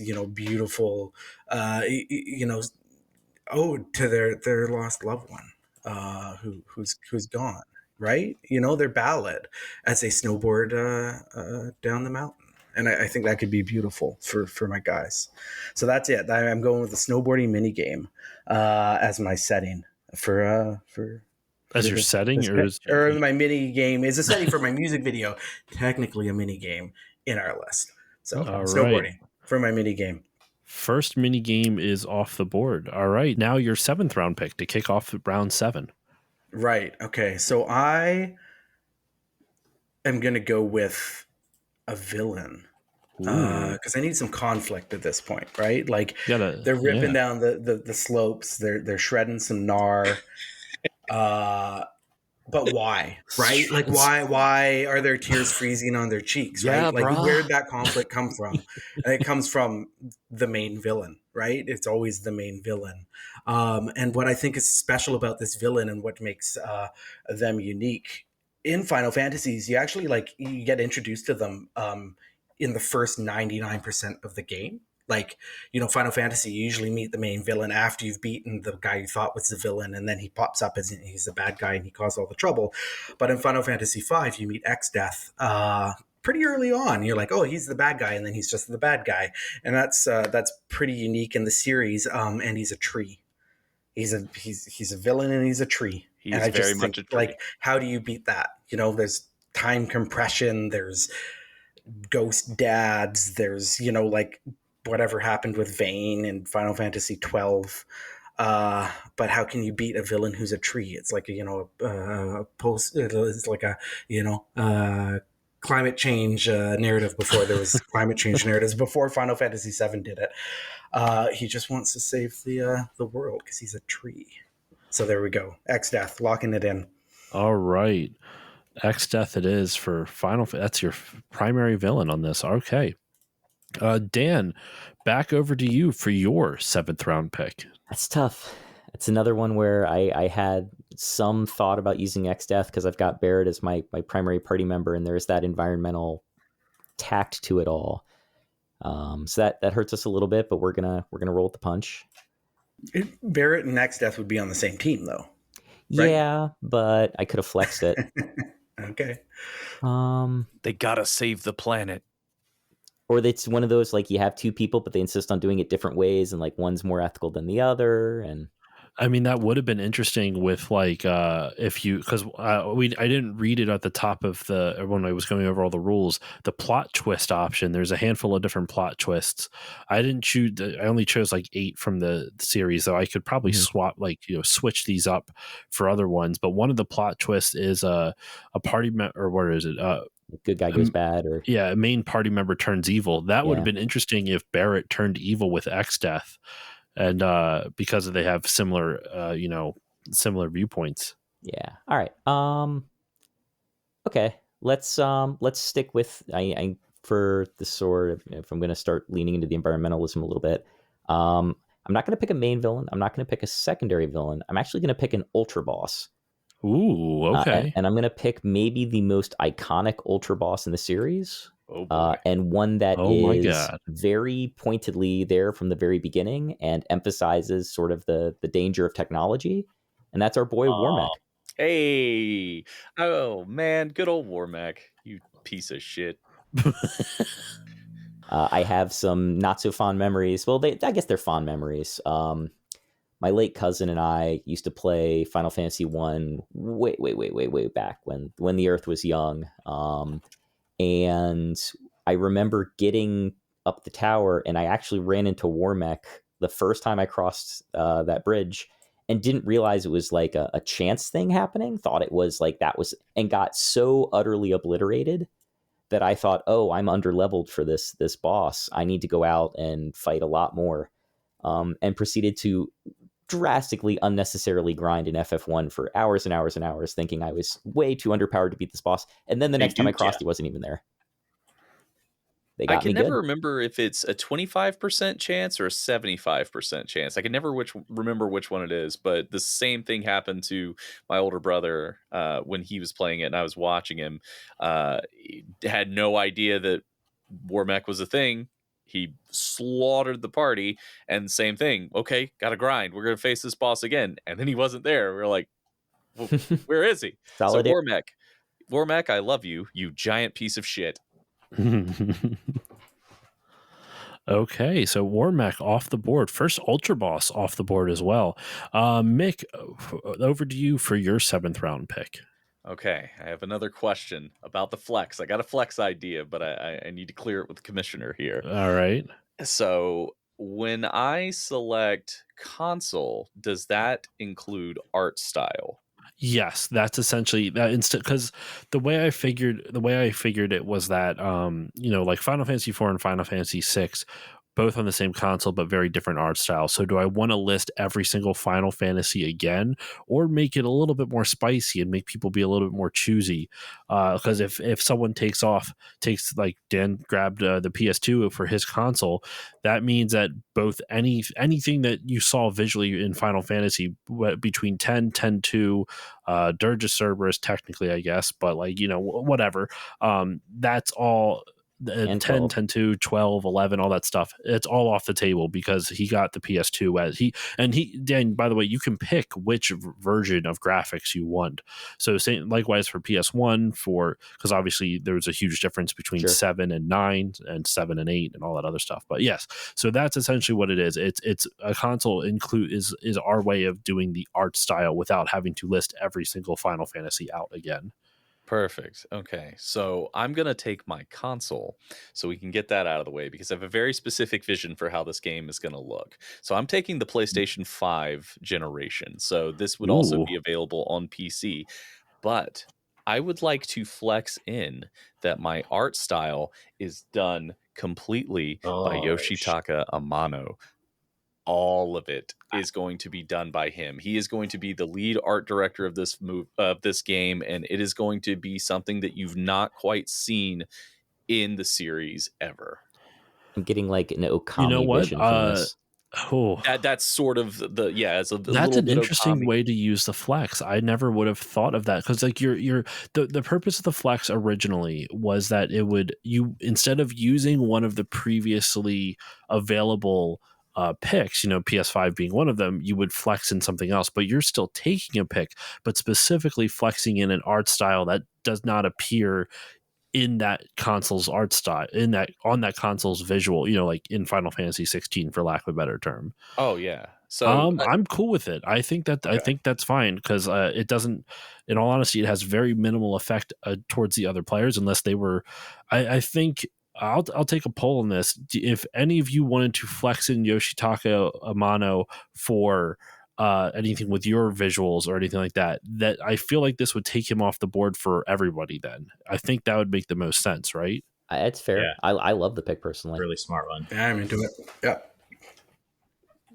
I just wanted to visually really do something different. And I think, again, looking at the story, looking at the characters, especially when you look at Amano's character design for all of these characters, I think the game could be beautiful. And again, it's just something that we haven't quite seen executed in Final Fantasy, is an art style being used like this. And full disclosure, initially I was going to flex in tactics with battle system, but I started thinking about it and I'm like, man, that's really hard for people to understand and connect with in terms of not necessarily the job system. I think the job system's a little easier to understand, but just the tactics battle system can be very unforgiving and very hard to approach. So that's why I changed it.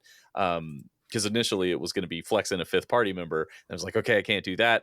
And then I looked over my shoulder at my signed Amano art print and said, that's what we're going to do. So there it is. All right, I'm not gonna lie, I am absolutely loving this draft, because all of you have brought not only your A game, but also brought like basically off the board picks that I was not expecting, and like doing really, you're not sticking to you're testing the limits of the draft rules, and I actually really love that. It's making this so much more interesting for me to follow. So I'm loving this. All right, Sebastian, over to you, closing out round 7 and beginning round number 8. All right, there are we're at an inflection point. We're about halfway through the draft, right? We're getting At the end of round 8, yes, we will be halfway through the draft. I've got to really knuckle down. I got to get in there. I got to get out there and go sports stuff. Sports talk it up. Let me do some thinking out loud here. Do I want to nail down my last party member, sort of like get that wrapped up? Do I want to get my next villain on the board? I do have some ideas for all of these. It's really tough. We got the Ultra Boss still to go as well. I think what I'm going to do is I'm going to pick my secondary villain. Because this is... And okay, don't hate me, but this is kind of another two for you guys. From Final Fantasy 1, I'm going to pick Chaos. Because if you'll remember, Chaos is the same character as Garland, the knight who was exiled from Cornelia. So, little bit of a twofer there. Maybe that's a little bit of a stretch, but, that's what I'm going to do for that one. Really feel like there's some potential to explore sort of how he became so chaotic, why he was exiled. There's a lot there. And so I feel good about that. And I also am going to pick a mini game. And I have to pick something that really feels appropriate to the cast here. And I'm going to pick Chocobo Racing. So all the kids here are riding a bunch of chocobos? Yeah, it's like going to the petting zoo. Like, the kids love it. The parents I love it. The parents don't hate it that much because they get to ride too. So, it's like just kind of like a chill day out with the kids. Racing some chocobos. It's like go-karts, I kind of love this vibe you're going for your game so far, where everyone always approaches it so differently, and you're going for like this 90s sitcom vibe. And I don't know if that's what what the final version of it is going to be, or you're going to blow our minds and have some commentary on the human condition that shows up at the end. But either way, I'm very excited to see where this goes. Knows anything could happen. I'm a little stinker. Oh my god. Mick, back to you. Round number 8.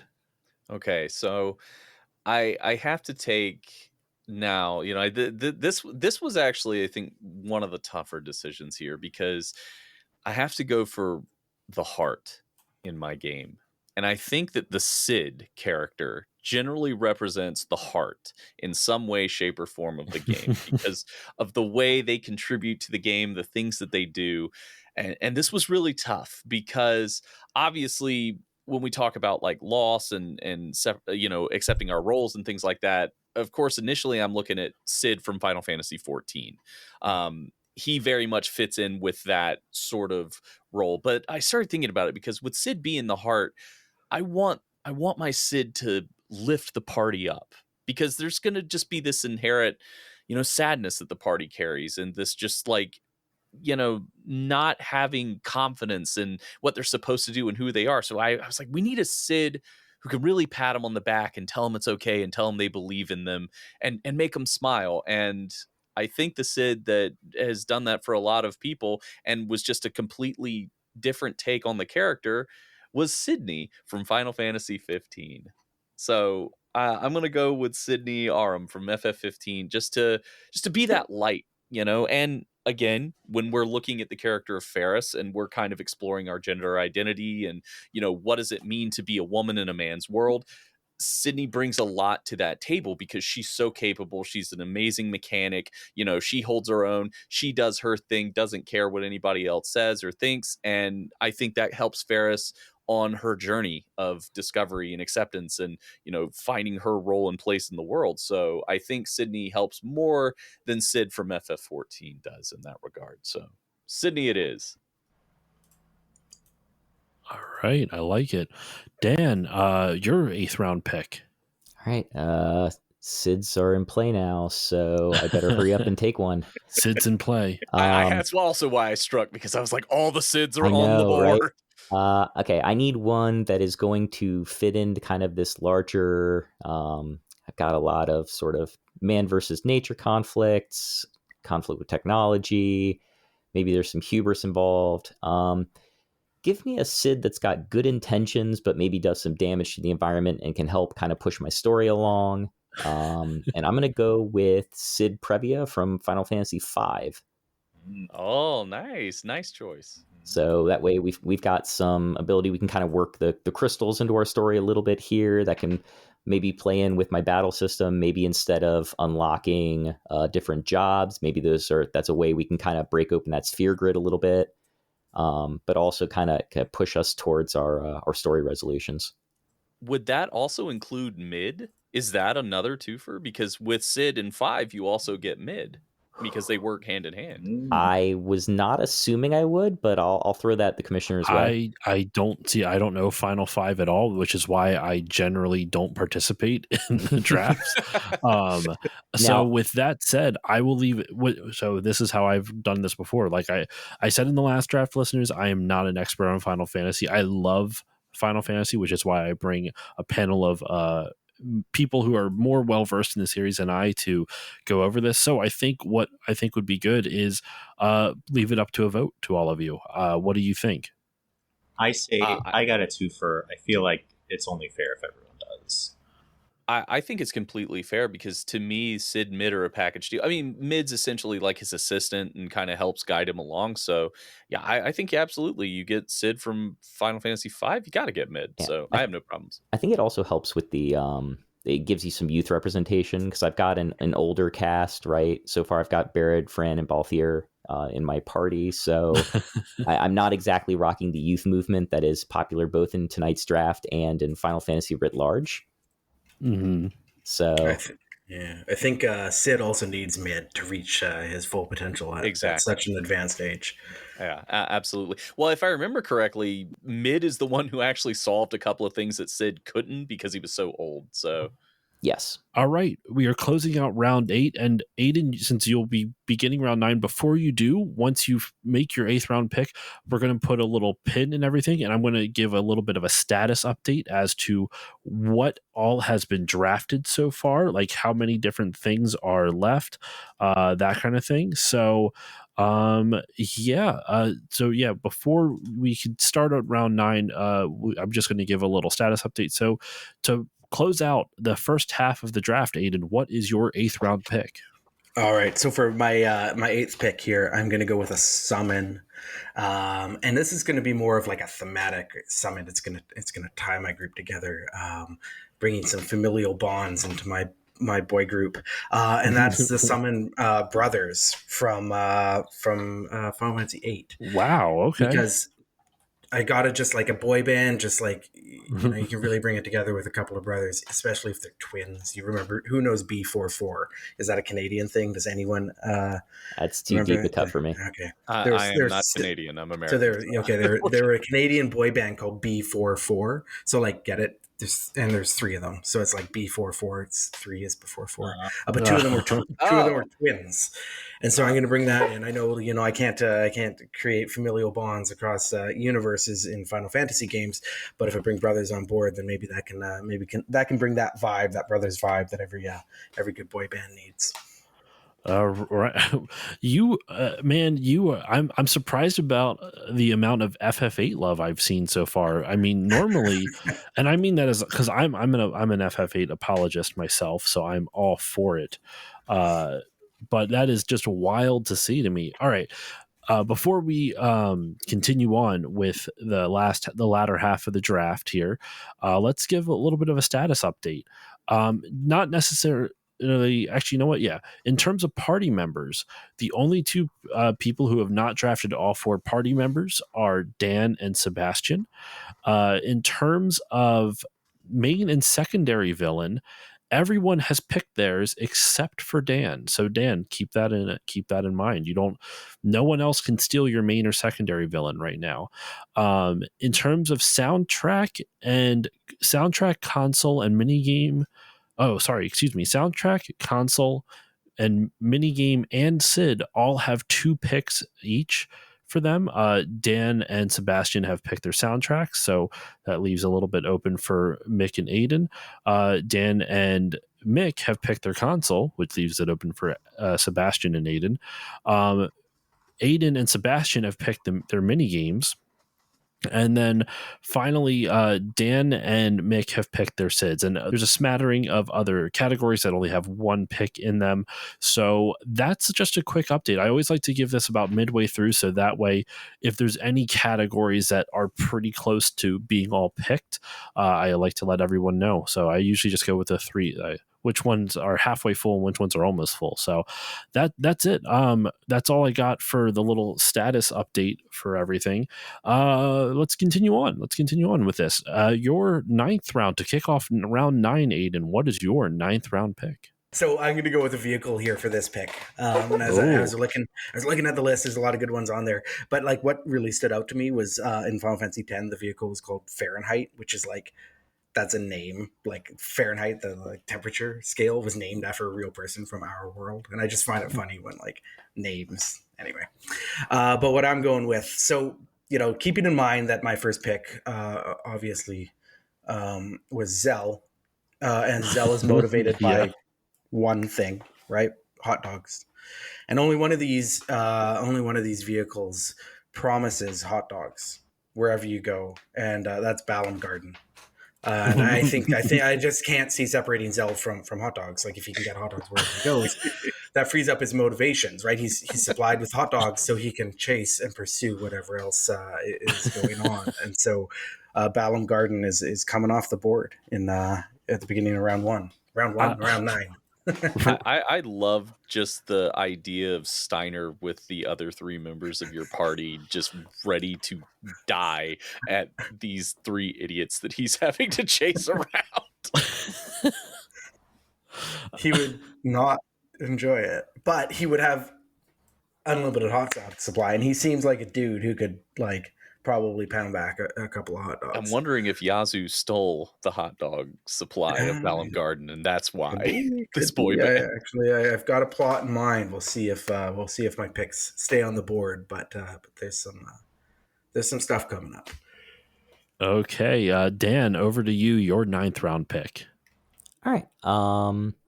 This is something that I think I'll do now since vehicles are being picked. I'm chasing other people's selections. Someone picks Sid. I feel like I need to pick a Sid. Someone throws a vehicle out there. I feel like, I better grab my vehicle before it's gone.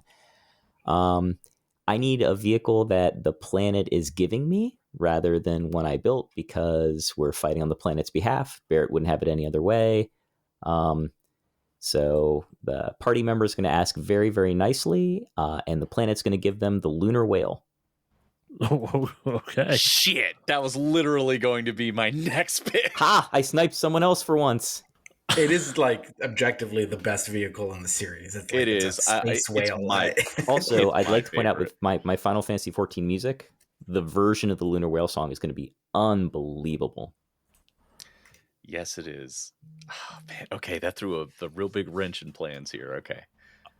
I was not expecting all of this to kick off I wasn't expecting vehicles to be such a highly sought after draft pick to go mid round. I mean, I guess it's not that highly sought after. It's mid draft, but still pleasantly surprised by that. So Mick, over to you, since you said you had some thinking to do. Yeah, we're okay. Well, so I was gonna go lunar whale because of sort of the story that I was coming up with and crafting and how things were gonna go with that. But okay, so I have to think a little more on that. But I'm gonna go battle system just because I want to get that locked down, because I think that's the other most important thing that I want to get locked in. And I'm going to go with the best representation of the job system, which is Final Fantasy V. This is all about defying expectation and crafting your own path. Well, damn it, you would want to have the freedom to select the composition of your party. If you don't, what if you want Sabin to be a caster? What if you don't want Ferris to be a ninja? So yeah, we're going to go 5 for the battle system, because I think in conjunction with the Amano art style, you're going to get all the beautiful designed various jobs and the variations of those jobs. So Oh man, he's going to be busy. Yeah, I'm putting him to work. He's going to be earning a very substantially large paycheck, because he is going to be working real hard, but it's going to look great in the end. Yeah, I thought long and hard about doing FF5. I was like, do I use my flex to take tactics? Do I do 5? And I think it was just I needed something that was easier to pick up, and I thought 10 was a little easier for like a newcomer to the series to pick up and figure out than 5. But 5 was very high on my list.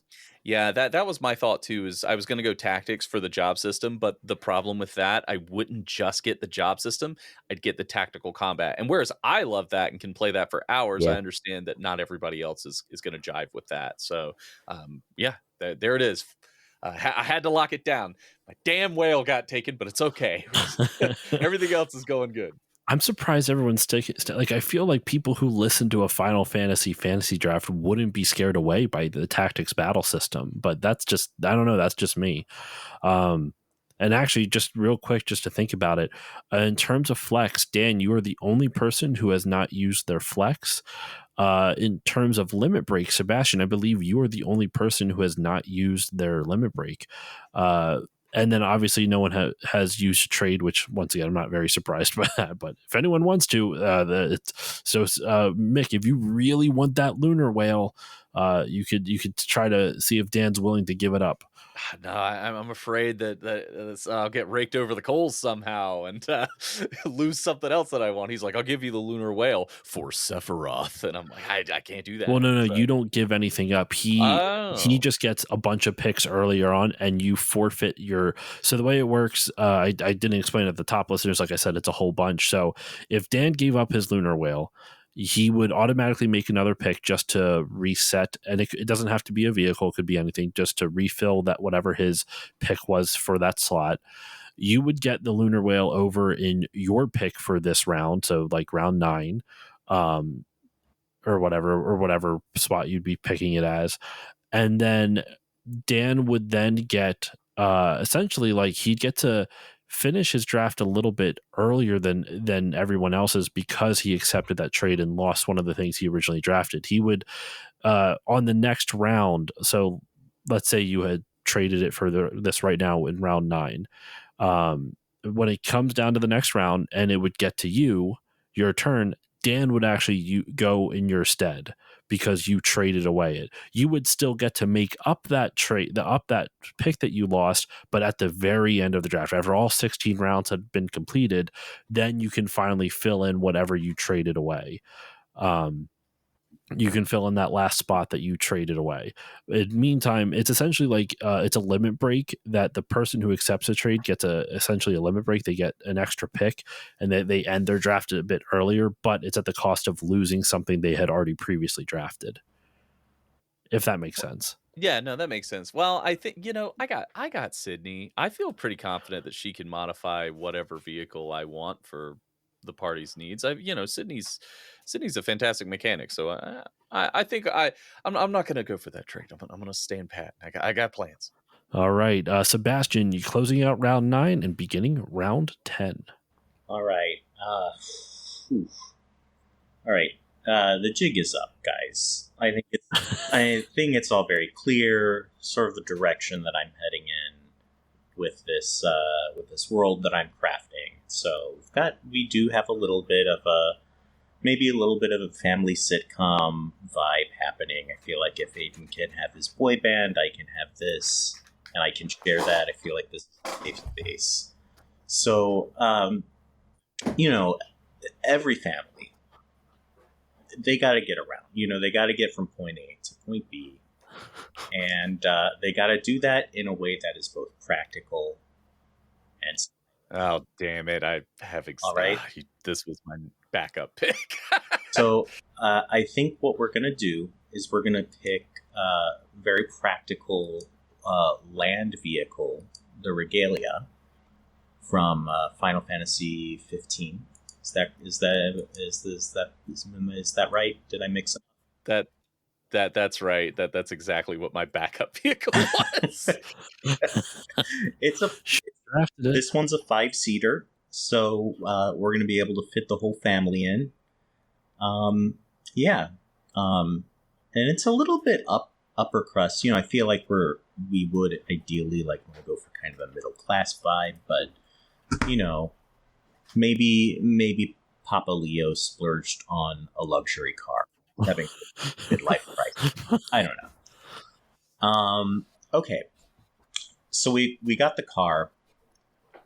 Every family sitcom needs an annoying neighbor. And so now I'm going to pick my summon. And thinking like, who's the most annoying of the annoying neighbors? We've already talked about Full House. I'm thinking Kimmy Gibbler kind of moment. So my summon is going to be the Magus sisters. Okay. Maybe a friend of the family, friend of Palom and Porum. We got twins and triplets or something going on.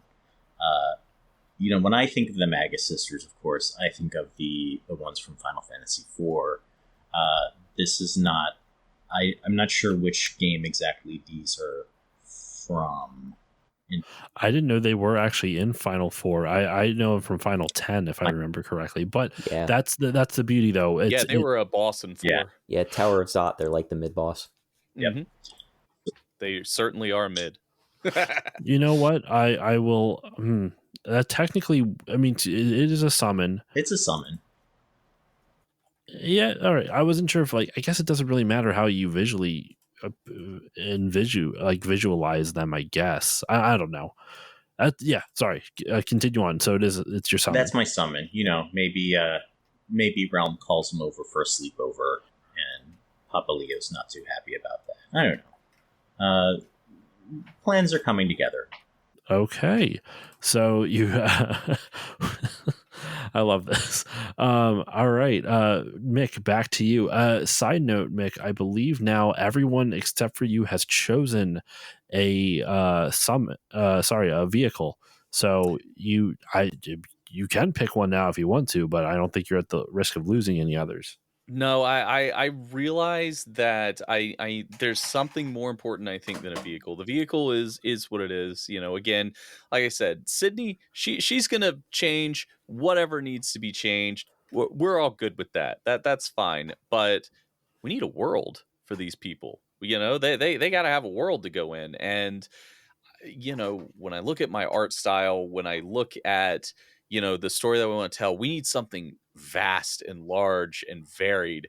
So we're going to take Final Fantasy XIV's world, because call John Glenn, we're going to the moon. We need to be able to go to the moon, and we need a lot of other cool places visually. So Final Fantasy XIV's world and setting. Okay.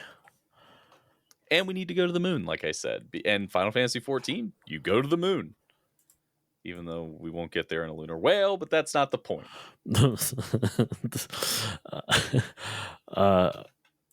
These games are just shaping up to be something else. I can't wait to see what you all kind of like think of and then come back after like what stories you're going to try to craft with, with these cavalcade, this cast of characters. Dan, over to you for round 10. Well, I guess I brought this upon myself. I forced Mick's hand. Obviously, I had the lunar whale, which means obviously I had intentions of going to the moon as well. And 14 is off the board. So if I want to go to the moon, I gotta pick a setting too. We're gonna go with Final Fantasy IV. I think that gives me some varied options. I can do the subterranean. We can have some lava adventures, a couple towers. Got a little bit of technology in there. And then obviously we can take it beyond the planet's surface. So I think that gives us enough range to work with. It's not Final Fantasy XIV's range, but maybe that helps keep my game scope-wise a little more grounded. All right, and with that, it looks like all of the world settings have been picked except for yours, Aiden. So there you go. I'm trying to think if there's any other like threes, but I think we're good with that. So Aiden, over to you to round out round 10 and begin round 11. Okay, so my story needs a plot at this point. I feel like I have a pretty pretty good group of characters and desires, but it needs plot. It needs conflict. Zell is motivated by hot dogs. Members of 90s boy Loves bands are ball games. motivated by their loved ones, right? They pine. They've lost. So I have two choices here. I could go with a main party member dies, right? So perhaps Zell's love interest, perhaps he or she died while they were, chowing down on a lot of hot dogs together, and there's some tragedy. But what I think I'm actually going to do is pick as a plot twist. I'm going to pick two worlds merge, and I'm going to be optimistic. I'm going to be hopeful. I'm going to look to, resolution at the end of my story, because after shredding down the mountain, the tears freezing on their cheeks, the ballad wrapping up, swelling to its commencement. What greater payoff for Zell's conflict than arriving at the bottom of the mountain, and there is his loved one. Unlike Aerith, she has been revived. She is there. She's alive, or he's alive. They're alive. They connect for a kiss. And what is a kiss but two worlds merging? So plot twist is two worlds merging, and that gives me my conflict. That's the story. That's the beginning. That's the end. That is the emotional beat of my Final Fantasy. If that's not a writer for you folks, I don't know what is. Taking the instead of going with the literal interpretation, which I believe that was in Final 9, was like the whole two worlds merging, and going with a metaphorical approach of two worlds as in human beings merging. I love it. Let's kick off round 11, Aiden. Okay, next round, quick and easy here. I need hot dogs. There are two settings that support hot dogs: Final Fantasy VIII and Final Fantasy 15. I feel like Final Fantasy VIII is a little more idyllic. I feel like Final Fantasy 15 is a little. There's some issues there. So I'm going to go with Final Fantasy VIII for the hot dogs. For your world and setting? For world and setting, yeah. Okay. World and setting. That is the first category, I think, that has been completely wiped off the table. That is, everyone has chosen their world / setting now, that's awesome. All right, Dan, over to you. Round 11. The plot twist thing brings up a really big, I guess, question on a main party member dies. FF5 rule here. When someone dies, do I get somebody to replace them in the 4, or am I down to a party of 3? I mean, technically, you'd be down to a party of 3. Since we're going with the classic Final Fantasy thing of 4 characters in your party, you would be down to a party of 3. Okay. So I might do a different plot twist, and I don't want to hold things up too much, so I'll go ahead and bust out my flex here now, and select my 4th party member. I was weighing a couple options here. There absolutely needs to be some representation by Final Fantasy Tactics in this draft, and so that's going to happen now. The question I was having was which character to flex in as that 4th party member, and for a while I was considering Maluda Folas, who, if you remember from the first act, is the one of the rebels who is killed and very, very pointedly demonstrates sort of the I guess the nihilism of this act by the ruling class, and kind of really just puts a strong punctuation, her death, both in the injustice of the current system, and gives motivation to Wheatgraph, who becomes one of the antagonists of the plot. But I don't think I'm telling as much of a class struggle story as I am sort of an environmental story, especially with the cast that I've got now. So I think what I need to do is pick somebody who can be sort of the calmer lodestone, the responsible person in the party, the one who can carry things when Barrett's being a little too hot-headed or when Fran and Balthier are goofing off too much. I need the real Rock from Final Fantasy Tactics, and so I'm going with Agrias Oaks as my 4th and final selection. Oh, that's excellent. She has her head screwed on straight. She's very capable. I don't have a sword user yet. I was looking at my cast. I'm like, wow, I've got gun, and not gun, but I don't really have sword. And it just doesn't feel like a Final Fantasy unless I've got at least someone who is a very clear, pronounced sword wielder. And even though she is no Thunder God Cid, I don't want to have an overpowered character in my party anyway. So I'm going to take Agrias. I think she does really well with the sphere grid, and you get some very cool sword techs wandering in different directions.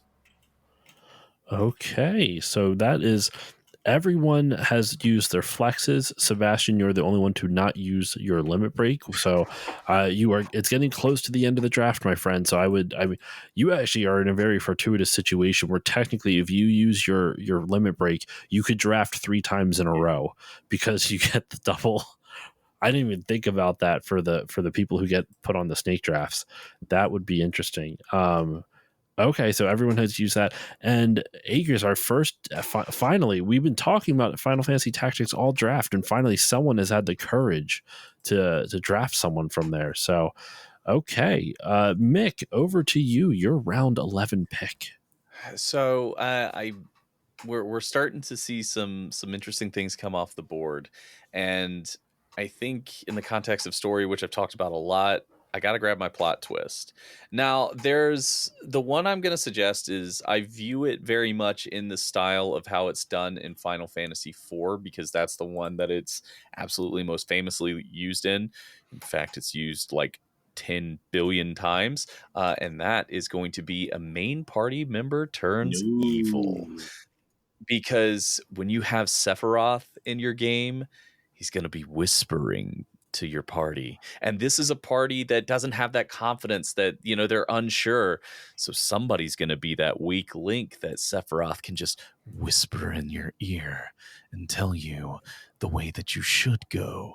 And you have Kefka, who can maybe drive that person so, just angry and upset that they lose it and they decide, I'm just going to go and craft my own path. And, so I think with the combination of Sephiroth and Kefka, they're going to push somebody over the edge.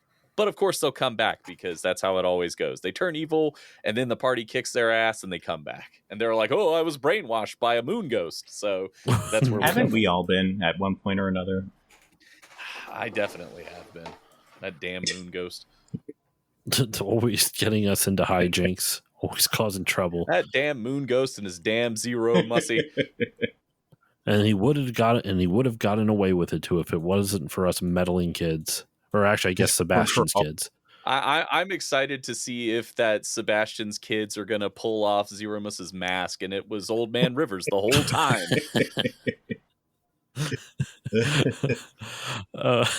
And speaking of Sebastian's kids, what are you going to do for them with your next two picks, Sebastian? Closing out round 11 and moving on to round 12. Here I am.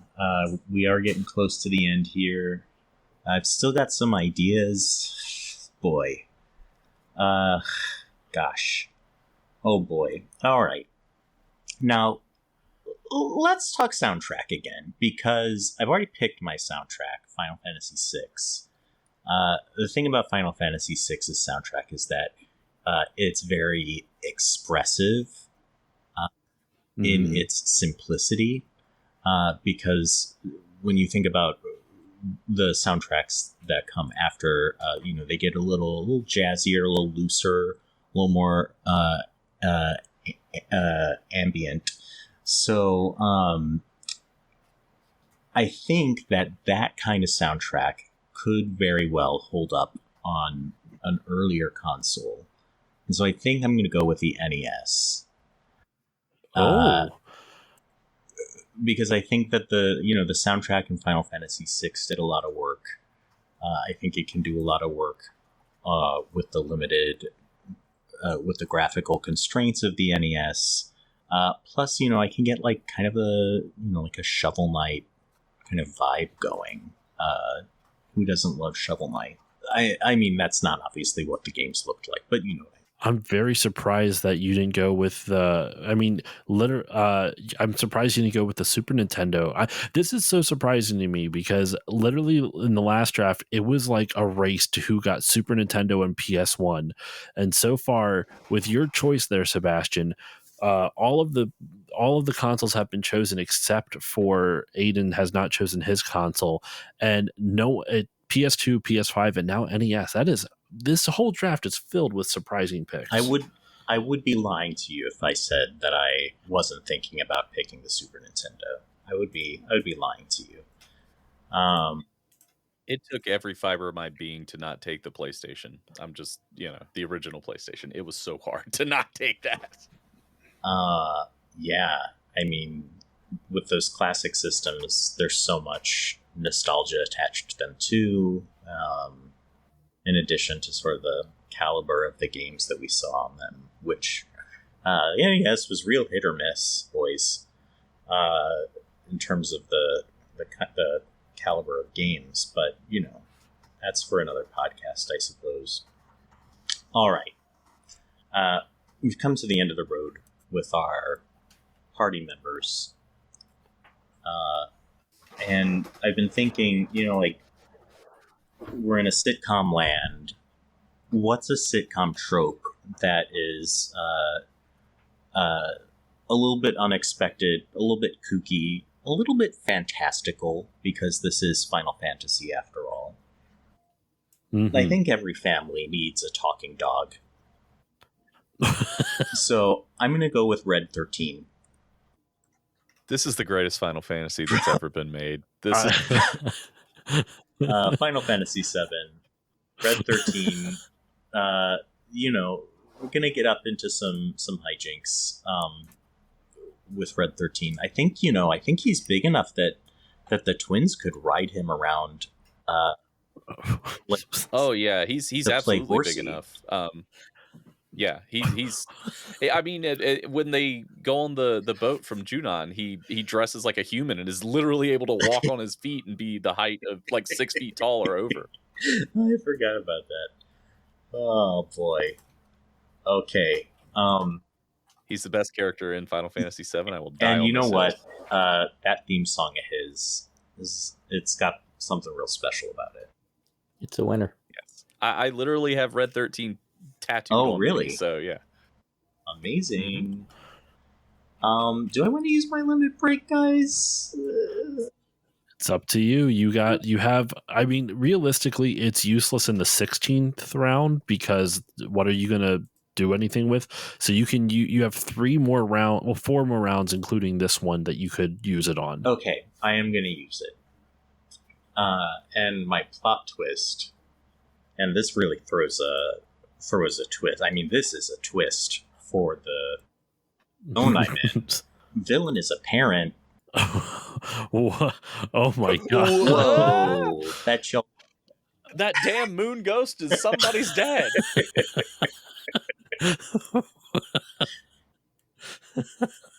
I can't wait to see. I need this Final Fantasy game to be real. Like This is the greatest Final Fantasy ever made. I think. I mean, I feel bad saying this because not everyone has finished their draft yet, but you may just win this. Listen, though, we got Hot Dog Boy. That's very true. Which, this is true. Aiden's bringing the yeah, heat like with the hot I dogs. personally have, there's something a little homoerotic about that. I'm not gonna lie. So I personally am drawn to Aiden's as well. But let's see how things shake out. I think everyone's got a lot of potential. I think you get out there and you get picking, you get choices on the board, and you get the choices are made, and you get drafts. So that was my attempt at sounding like a sportscaster for this. I like it. I think you should be the commissioner for the next do your own Final Fantasy draft and see how much like fake jargon you can throw into it. I think that would be actually really funny. I'd have to do some Googling first. I think it'd get real repetitive real quick. I think I'm already reaching a point of diminishing returns on this gag as it is. So. Oh my god, I love it. All right, back to you, Mick, for your 12th round pick. Well, we got to go soundtrack. We got to get some music in this world, and unfortunately, the best Final Fantasy soundtrack of them all, Final Fantasy 14, has been taken already. I take umbrage with that, but well, because it has stuff from 6. Oh, okay. Yeah, it's got everything, and there's remixes. It also has, in my opinion, what is probably the best Final Fantasy song, which is Ink Long Dry, from one of the dungeons from the Great Gooble Library dungeon. That song is incredible. It is so amazing. I love it so much. But here's a question, Mr. Commissioner. In Final Fantasy 15, the soundtrack for that game, when you drive in the Regalia, you can select songs from other games. The soundtrack? It counts. You can, so technically, yes, that would count, because if we count FF14 with the remixes of everything, it's only fair to allow the originals within FF15 on the radio. Okay, because I think it's pretty much every song from the other games in 15.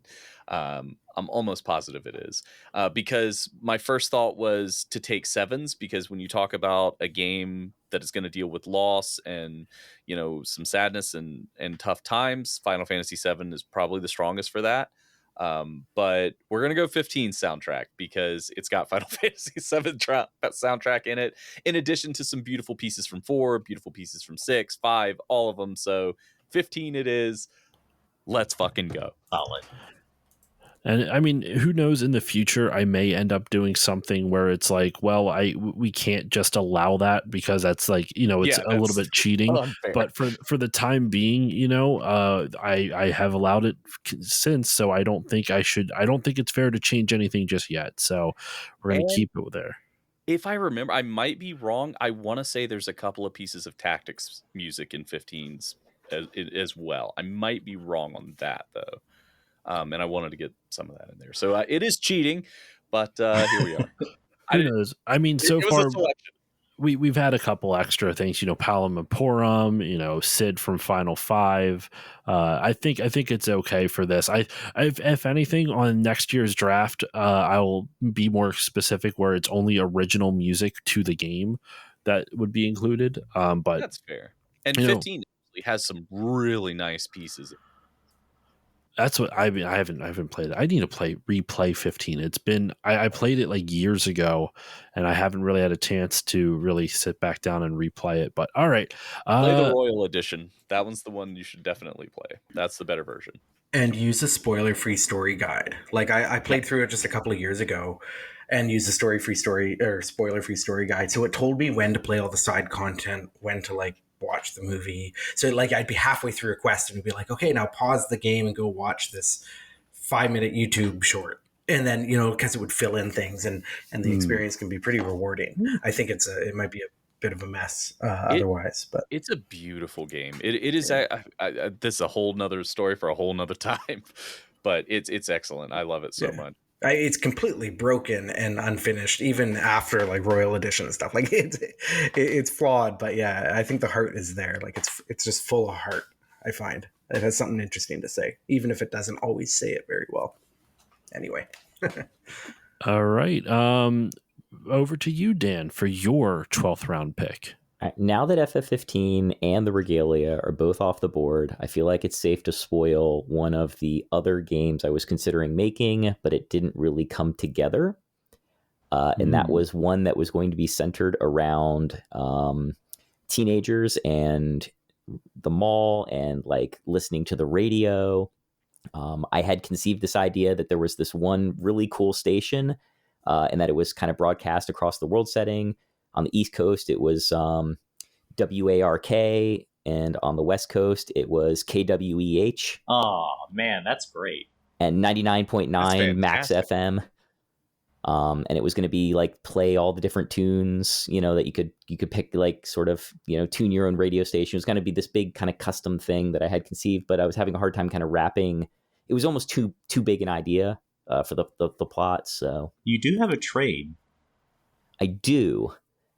I have too many things that are leaning into sort of my current theme. I feel like if I trade now, I'm trying like two different ideas. I might be sort of over conflicting my plot. So I think I'm okay with what I've got. It's a very traditional Final Fantasy, but what I'm really doing is, again, I'm kind of trying to make a Final Fantasy that celebrates the series and kind of has a lot of those themes that it's used before.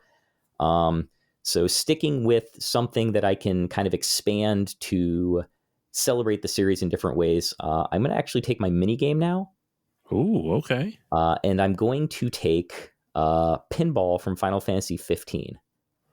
And what I think I can do with it is I don't know how many Silver Ball fans we have listening or in here, but Pinball is infinitely thematic and you can have tables that represent popular IP. You can have tables that, from movies or games or even, unique individual concepts. Like I'm a big fan of Banzai Run, which was an early like a System 11 table that had an upper play field where you could actually go up on the back glass and play. And it was themed around the Banzai Run Supercross race. Ed Boon, who would later go on to do Mortal Kombat, was one of the programmers for that. But you could do pinball games that kind of go back and look at old moments or old things in the series, right? Multi-ball can be like a summon, or you can have other sort of pinball mechanics. You can really it's the game within a game, and just give a chance to do a lot of things that celebrate the different aspects of Final Fantasy. That's where you can get cute and throw in Moogles and Chocobos and Tonberries and, really just kind of be fast and loose with all the things that have kind of been binding up Final Fantasy over the years. Wow. I mean, I love this like kind of approach to honoring the franchise all through a mini game. Really, really interesting pick. I like that one. Aiden, over to you. Your 12th round pick, and starting up at round 13 as well. Okay, so I'm going to go with a battle system this time, and I'm going to go pick... there's a lot of surprising amount of Final Fantasy 15 love.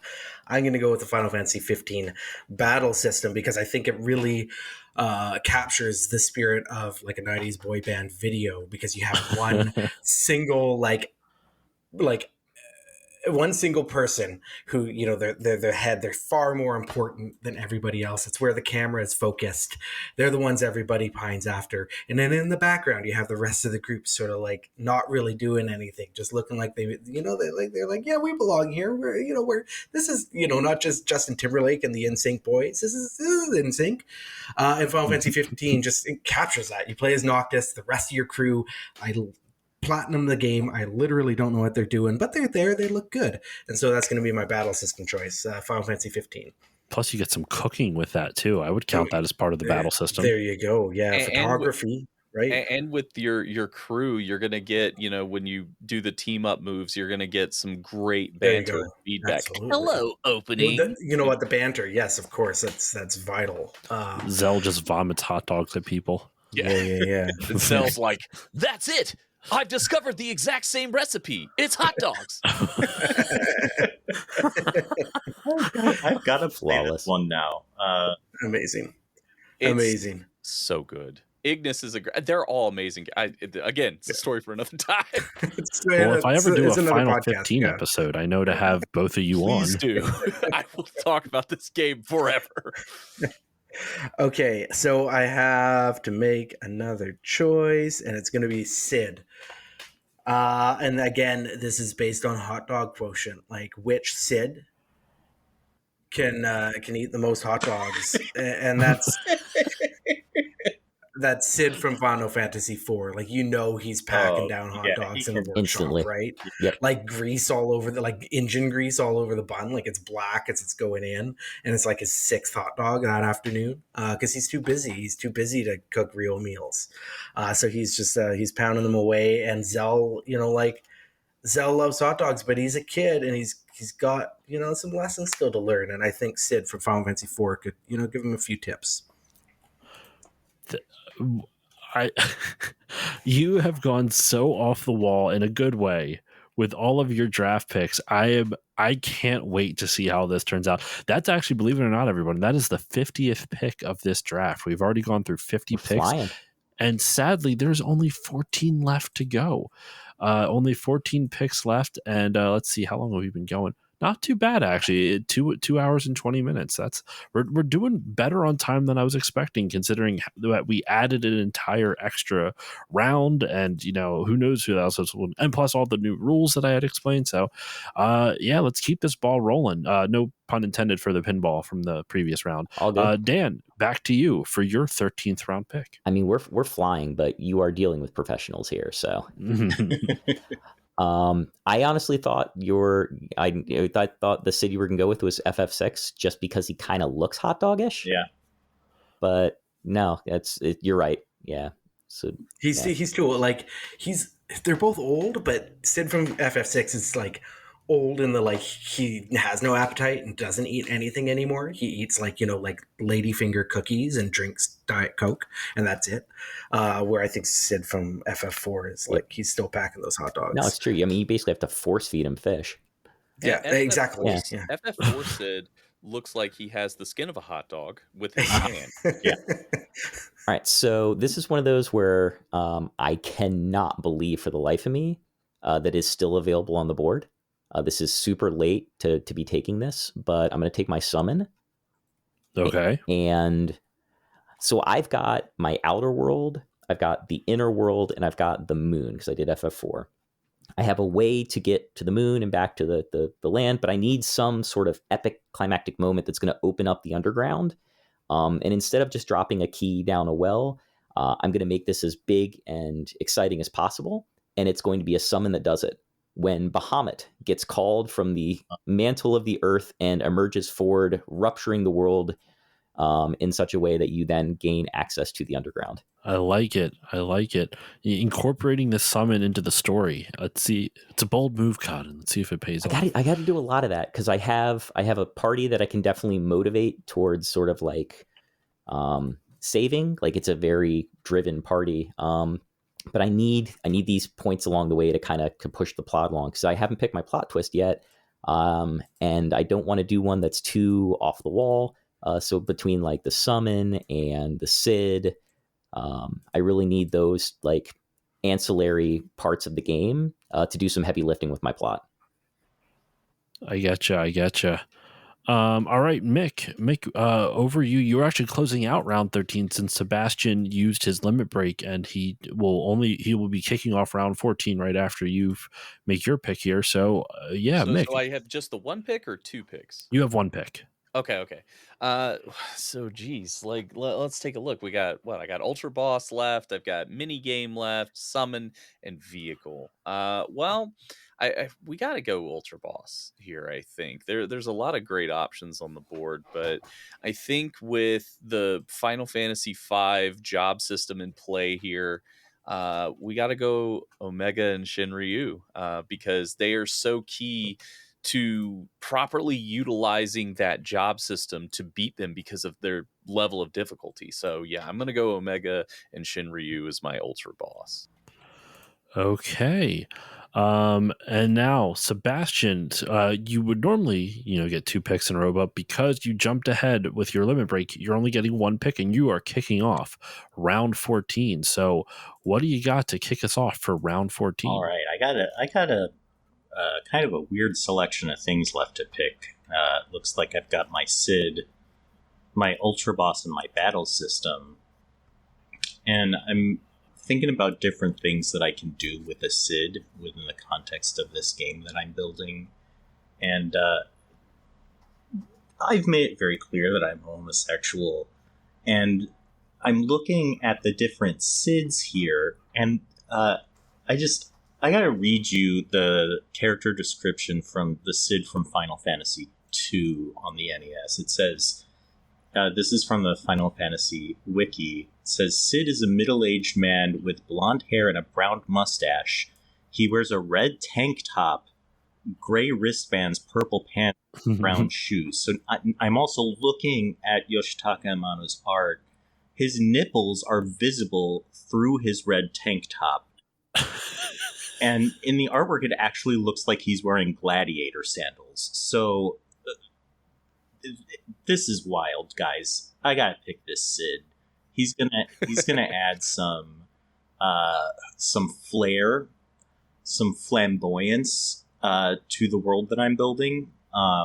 He knows how to fix a car too. So I mean, they all know how to fix cars. Let's be honest. Okay, the OG Sid himself. Sid number one.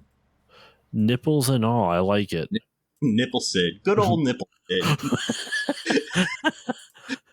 That's what we're gonna. I want that to be his name forever and in perpetuity in the community. It's just Nipple Sid. Oh my god, that's funny. And with that, everybody, Sids have been taken off the board. I am very surprised no one went with Headmaster Sid from Final Fantasy VIII or good old Frog Sid from Final Fantasy IX. I love that frog what's it, an Oglop or whatever?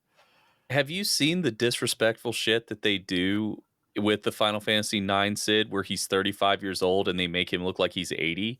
No. Have you seen that? Oh, yeah. Yeah. What a slap in the face. I am 36 and I'm like, is this how you see me, Japan? What is going on here? Yeah, once you're 20 in an FF game, you've got gray hair and wrinkles. Yeah, it's so disrespectful. It's wild. Yeah. No, it's such a slap in the face. I read that for the first time and I was like, oh, cool. Let me go climb back into my crypt, I guess. Oh my god. And well, maybe you can help dig yourself out of your crypt here, Mick, with your 14th pick. I'm gonna do it. I'm so happy. I waited. I was scared. There was a couple of moments where I was really worried. But mini game, it is time to lay them down. Triple triad, baby. Ding ding ding ding a good one. ding ding ding ding ding. That is my the clapping in the background. Triple Triad is my favorite mini game, though. So good. I don't like. I'm kind of boring when I play it. If they make you change, how depending on the region that you're in, it changes the rules. I hate that. That drives me up a wall. So I always try to if I get into a game that changes the rules, I save in between every match just so that way if the rules change, I can be like, nope, fuck that, not dealing with this anymore.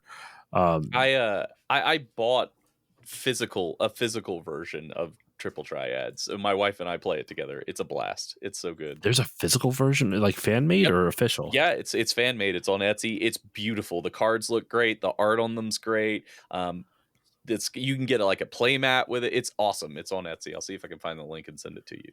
That's awesome. All right, Dan, your 14th overall.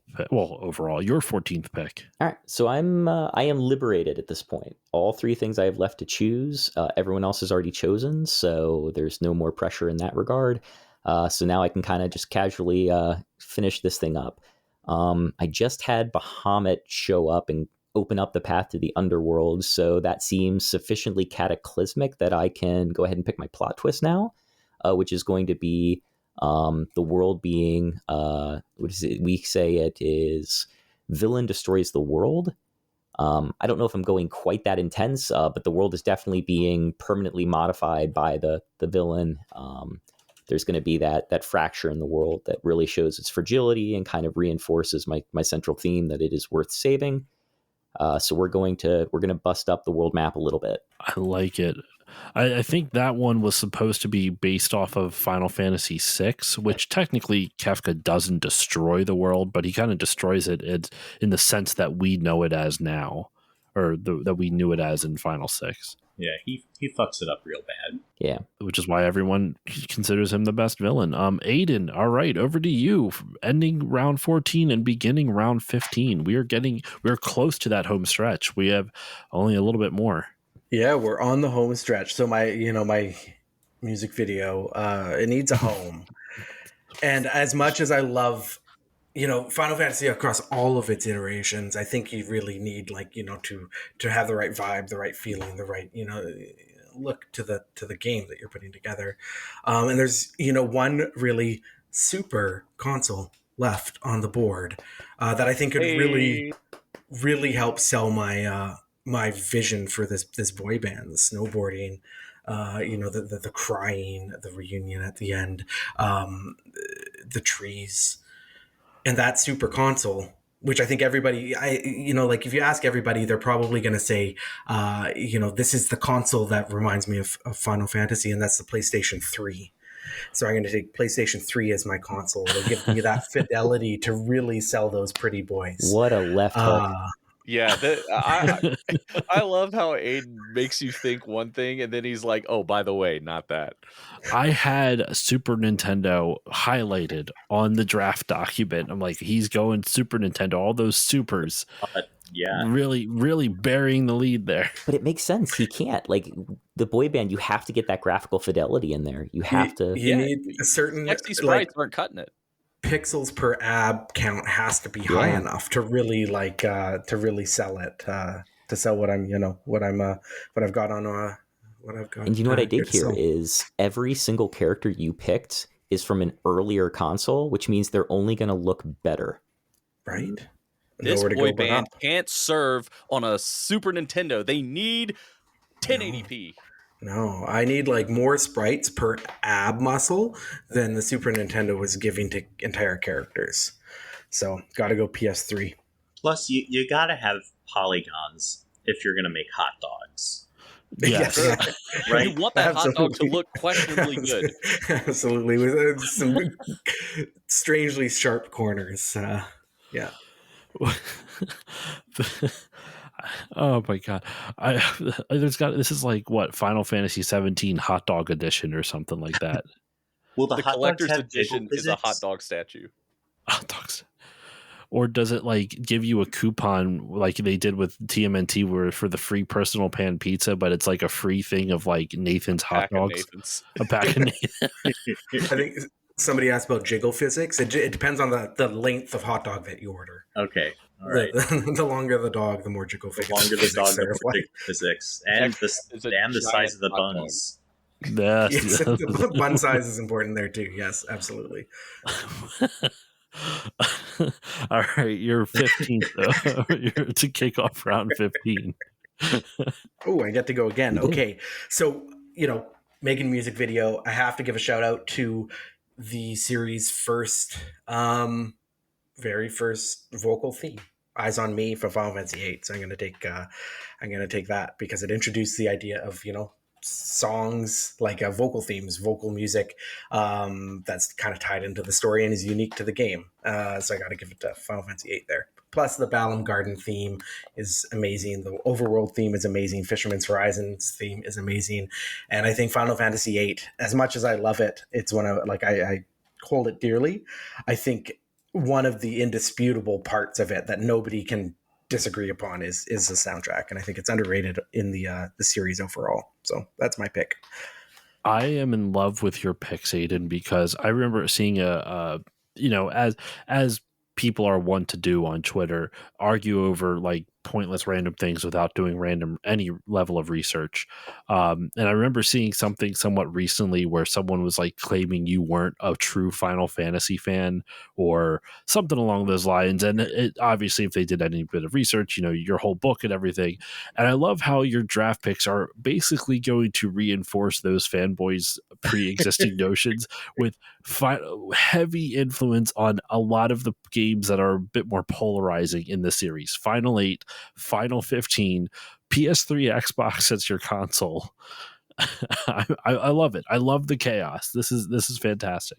Final Fantasy, Dragon Quest is a linear progression, right? It just like it was a thing, and it's just continued a linear upward trend. Final Fantasy, the beauty of it is it's like experimental. It has its peaks and valleys, its ups and downs. It tries things and they work beautifully. It tries things and they crash catastrophically. But that is what makes the series beautiful to me as well. And I'm being genuine here too, that I think that, the bad games are just as interesting to talk about and fill me with just as many memories as the good games have. And so it's been fun also to think of the series from that perspective as we've been doing this draft, and not just going to like my absolute favorite characters or crafting something that I think might be a real Final Fantasy game. It's always fun to approach things from a new angle in that way. Try mentioned this in last year's draft, and I never really thought about that kind of being what the fantasy draft idea is able to do, but it's a really good way to talk about the series as a whole in kind of like a very nebulous way without doing deep dives on any specific game or any specific era or anything like that. You just kind of get this big rounded like massive cacophony of just Final Fantasy, and you can see it in everything. It's ups, it's downs. You get discussion on every little bit. You have these little micro discussions and micro deep dives into like specific characters. Like Mick, when you were talking about Ferris, like I haven't played Final Fantasy V, but immediately hearing about your description about why you chose her for your party member, I'm like, oh, that seems interesting. I would want to go check that out. So what I love about this draft is, at least for me, is that it really doesn't spoil all that much. So at least so far, I'm sure there could be some moments, but like overall, it hasn't spoiled at least that much for me. And it hasn't, I feel like we don't even go into that much in terms of a lot of the specifics. Like, I mean, yes, there are some, but it's just this really fun way to talk about this series that we all really enjoy and love, and in like this just overall general sense, which is so hard to do for a series that's as diverse and as long lasting as this is. It's just, I don't know, it's a wonderful discussion to have as we kind of go through this. But yeah, sorry, did someone want to say something? No, it just snaps to that. Yeah, this has just been great. I've really enjoyed this whole thing and hearing everybody's choices, and it's just this is good as this is exceed. I thought it was going to be great. It's exceeded my expectations of its greatness. It's just been such a pleasure. Thanks, man. I'm glad you're all enjoying it so far. And I do want to continue on. I not to not to like kill off a really nice moment, but we're already at like over 2.5 hours, and we still have the rest of this round, the next round, and also a little bit of our 5 to 10 minute recess to kind of come up with stories and everything. So, Dan, we are at your round 15 pick. So what is your 15th pick? All right, so I've got a secondary and a main villain left. Only appropriate I reveal them secondary villain first. I need somebody who represents peace, order, technology, control, someone who can pass himself off as being good for the people, but inevitably is kind of working things behind the scenes for whoever the greater bad is. And because I don't think 13 has gotten enough representation yet, I'm going to pull Barthandalus, aka Galanth Deasley, in as my secondary villain. That's somebody who looks very nice and neat and orderly with all the blue and white and gold, talks a big game, sort of this traditional authority figure, older white guy, can kind of run whoever my bad tech empire is on the planet. They can reveal his true self as we get closer to the end. But he is still grounded. So whoever is manipulating him, I'll pick next round. Okay, so we have I don't see. I never beat 13. I got pretty far into it, and then I just got mad of like I forget what it was that like really made me stop. But so maybe I'll have to check that out. All right, Mick, your 15th pick. Well, I thought a lot about this one, and the version that I'm going to take is sort of an adaptation of how it's presented in 4. And my summon is going to be Odin. So in Final Fantasy 4, the King of Baron, his spirit is Odin, and when you are strong enough, when you are worthy enough, he will grant you his power to help you in your journey. So that is how I sort of see my representation of Odin as Noctis's father, the spirit of Noct's father, determining whether or not he is truly ready to be king. Sort of a Lion King, remember who you are kind of moment. So I'm a voice actor, by the way, in case you guys wonder why I keep doing weird voices. Yeah, so I literally can't help do voices sometimes. They just come out. But yeah, so if you were like, why does he keep doing this? I can't help it. Anyway, but yeah, so Odin would serve as a key plot point to determine whether or not the party was truly strong enough to confront what they need to and take on the level of responsibility that they need. So that is how I would select Odin. Okay, Sebastian, you are finishing out round 15 and starting us off on the final stretch of the draft, starting us out with round 16. So go ahead, close out 15 and begin the last round. All right, guys. I'm going to pick my battle system. I only have battle system and Ultra Boss left. I'm going to pick my battle system because I know what I'm doing with that one. That one's going to be Final Fantasy VII. It's a classic, flexible, but also very sort of, not too confusing. Something that kids could understand if they're just tuning in. So that's going to be that one. Plus, who doesn't love colorful little rocks? I know I do. Big fan. I know I do. I know I do. Oh boy. The other thing is the Ultra Boss, and guys, oh boy, I don't know what to do with this one because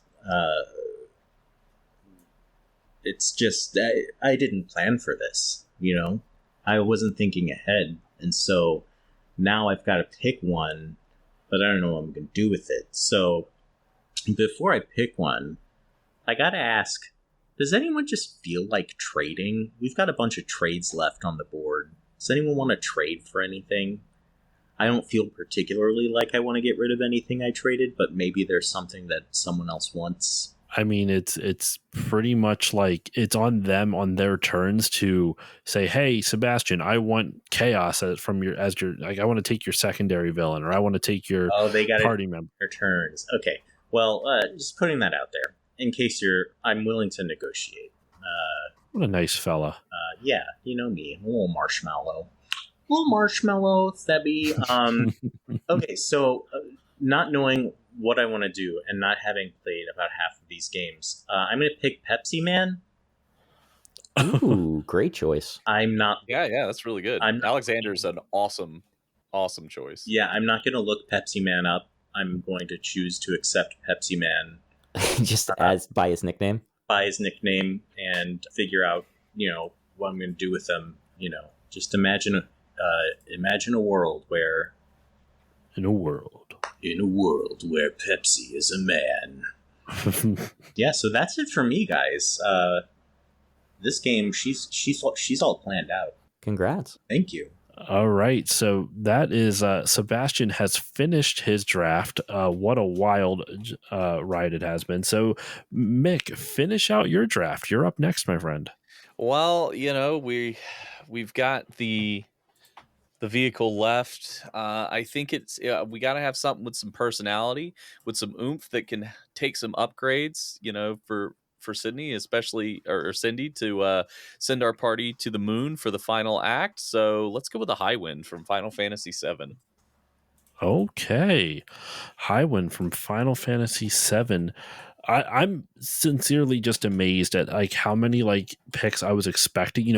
Cloud, Tifa. Some of the big names, and no, everyone's just going with some straight shooters. I like it. I like to see it. Okay, Dan, your final pick. All right, so I kind of wanted Zeromus, but not an option. So I need somebody else who can manipulate things from space. And thankfully, a new Final Fantasy game has come out that affords us somebody who likes to manipulate things from behind the scenes and maybe space-like in nature. Also, pretty cool name. I'm going to go with Ultima as my final mega primary antagonist for this game. Okay. And finally, Aiden, closing out the draft.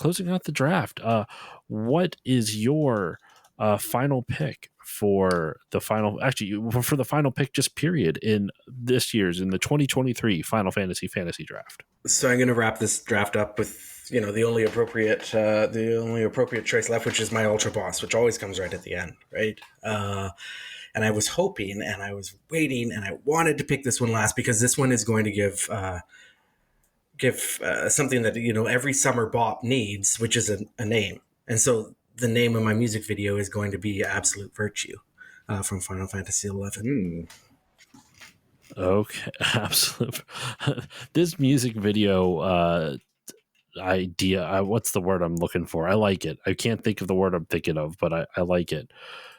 Absolute Virtue, theme, or whatever you want to call it. Okay. Well, listeners of Still Loading, the draft has been made. 16 rounds, 64 different picks have been made, and our panelists have tried to create the best possible Final Fantasy that they can, once when other people aren't stealing their picks.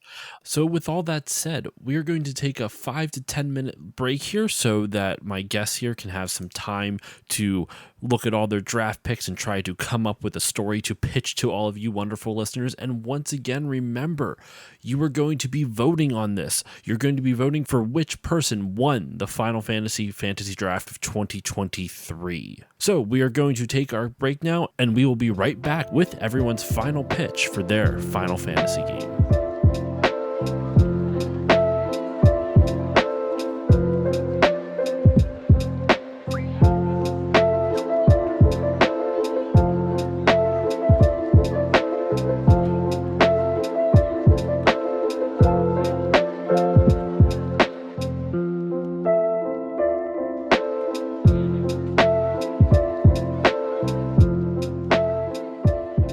Listeners, we are back from our short recess. Well, actually, it was very short for you. For us, it was a little bit of time, but we are back, and my panelists here are going to pitch to you their Final Fantasies. Now that everything has been drafted together, they have done their best. They've created their optimal Final Fantasy, and we're going to go in draft order, starting off with Aiden, and they're all going to pitch it to you. And once again, listeners, you are going to vote for your favorite Final Fantasy. Who won this draft, in your opinion? There will be a link to a Google Doc in the show notes, as well as I will tweet it out and thread it out and Instagram it out, and Hive, anyone over on Hive, I'll put it out over there.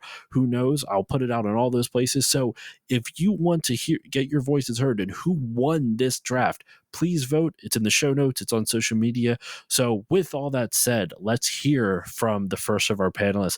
Aiden, pitch us your Final Fantasy.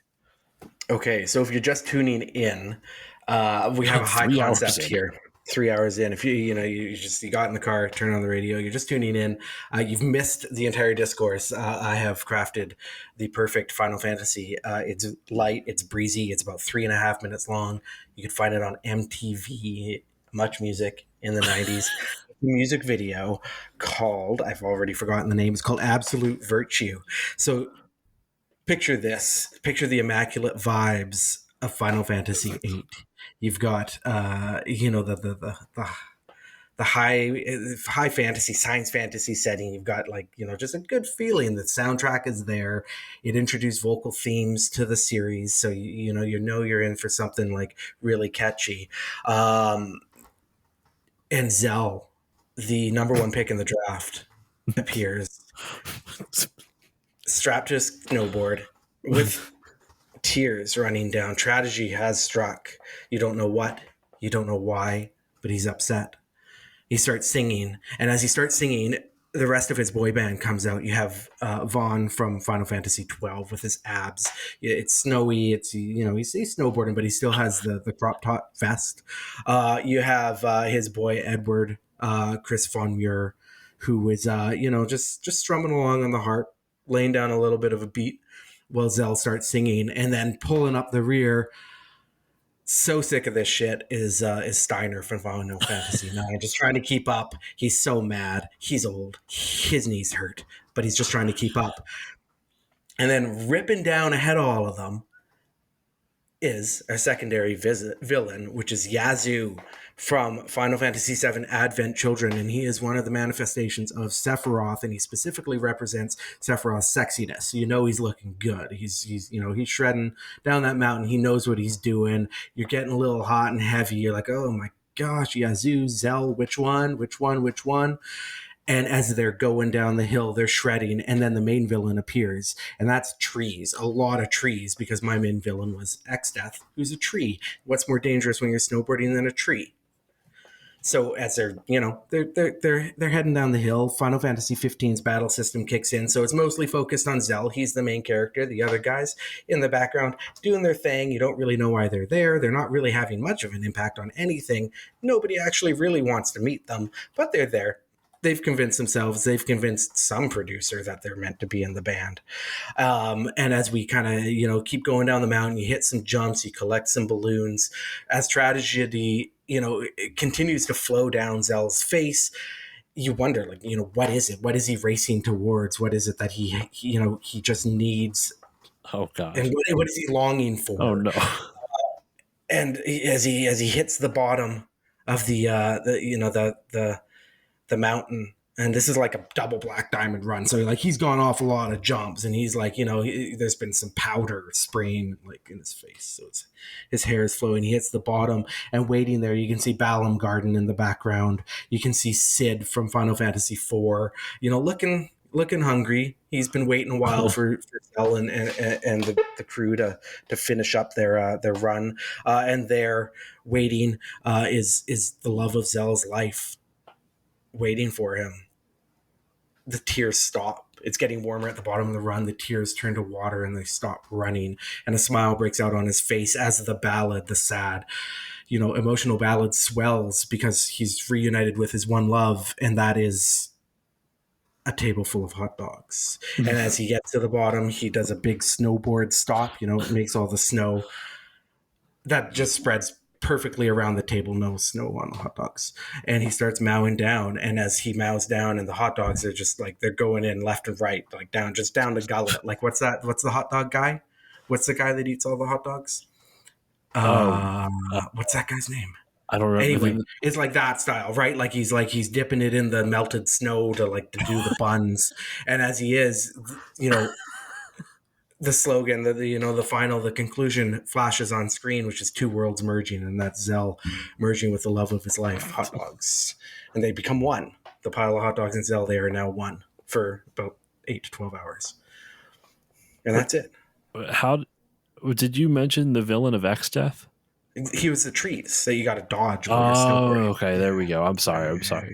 Ties into snowboarding. So there we go. Yeah. So.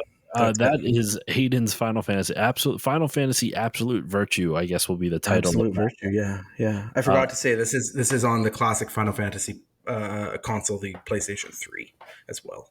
The classic console. Yeah, but it's a Blu-ray release, so you couldn't play it on any of the other earlier systems like the PlayStation 2, because that's a DVD only. True. All right, Dan, pitch us your Final Fantasy. All right, so I was hoping, and it may still happen, that somebody here is making Final Fantasy 17, because I'm going to quote unquote sell this as Final Fantasy 18. All right. And there's a reason for that, because more than ever, it's important to reinforce the idea that no matter how hard and terrible things may seem outside, the world is worth saving. I feel like that's a really important theme to get across, especially today. So Final Fantasy 18, much like Final Fantasy 9, we're at another 9th installation here conceptually, is both a celebration of where the series has gone and what it has thematically represented throughout the years. Friendship, stewardship of the world, a willingness to stand up to injustice, growth, self-discovery, love, Moogles.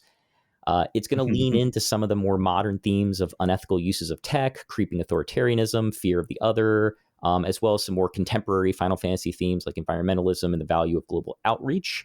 We're going to play it fairly safe, the mechanics, while giving players endless growth opportunities with the FF10 Sphere Grid setup. We're going to reach the broadest audience possible with that PS2 release, because it has that huge install base. And it's going to feature a tight, cohesive, and diverse cast of Barrett, Agrias, Fran, and Balthier. There is no tabula rasa among them. All of them are nicely personable and interesting characters to travel along with. There's some levity where appropriate, and we're going to keep this sort of thematically cohesive and inspirational tale to send the series into whatever its third phase holds in store. The antagonists we've gone with, they conjure this image of empire, subterfuge, and otherworldly dangers that at one point will damage the world so badly that the very shape of it is going to change. We've got an unparalleled soundtrack that kind of sweeps the player along this epic tale, 40 hours plus, as players travel around the globe to the core of the world and even the moon. And again, as a PS2 title, we're getting this entire experience in physical form all at once, without sacrificing CD audio, and making sure that as many people get to enjoy this celebration of Final Fantasy as possible. What I have not said is that secretly the pinball ends up being the best part of this game and becomes a competitive esports hit. Pre-order today. Love that. Beautiful. I'm kind of here for esports pinball. Are you kidding me? That's an untapped market potential right there. So I just to make sure I get this. So this is yours will be Final Fantasy 18. And that's what we're going with. All right. So far, Final Fantasy Absolute Virtue and Final Fantasy 18. Mick, pitch us your Final Fantasy. All right, I'm going to try and do this as a little bit cinematically if I can. I'm going to jump between like 5 different voices in a span of 2 seconds, so this is going to be great. 4 youths alike in station, but lost in their own way in a sea of darkness. Prince Noctis, how can I lead when I feel so lost? Prince Edge, I don't understand. What are we supposed to do? Prince Sabin, my brother was always the leader, not me. Princess Ferris, Yar, I don't understand what I'm supposed to be doing. Because she's a pirate, get it? I like it. A psychopath. What shall I give you? Despair and a maniac. You're all doomed, little royals. A deep, compelling job system. Destiny compared to duty. Remember, Noctis, remember who you are and who you are born to be, not just who you've become. The fate of the planet hangs in the balance, with art by the legendary Yoshitaka Amano.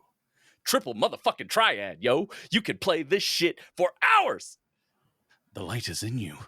It's always been there. You just couldn't see it yet. Music from across the series. Y'all gonna make the ultimate sacrifice to save the world, even from a cold, lonely moon. Fully voice acted, in this particular case, by Mick Davis. Blaze your path and define your legacy. Final Fantasy 17. Pre-order now for Chocobo Armor.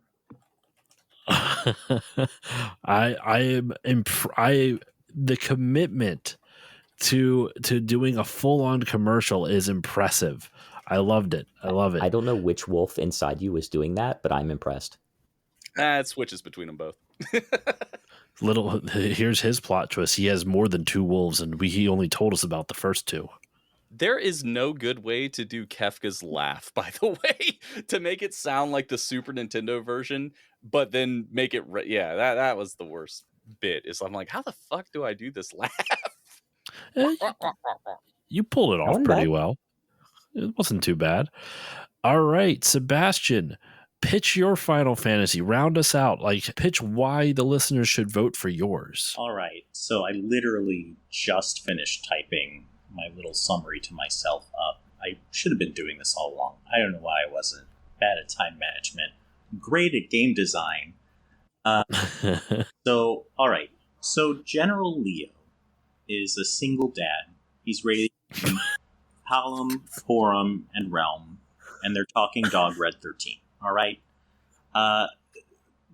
Garland, aka Chaos from Final Fantasy 1, is his ex-husband, now his malicious neighbor, because he's been enchanted by Zeromusi from the moon. The spirit enchanted him, and they divorced. And so now he moved in next door, because guess who lived next door? Nipple Sid, with his mustache and his blonde hair and his gladiator sandals. Nipple Sid's children, the Magus sisters from a previous marriage, lived there as well.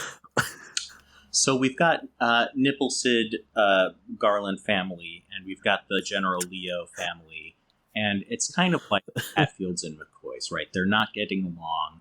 It's fight.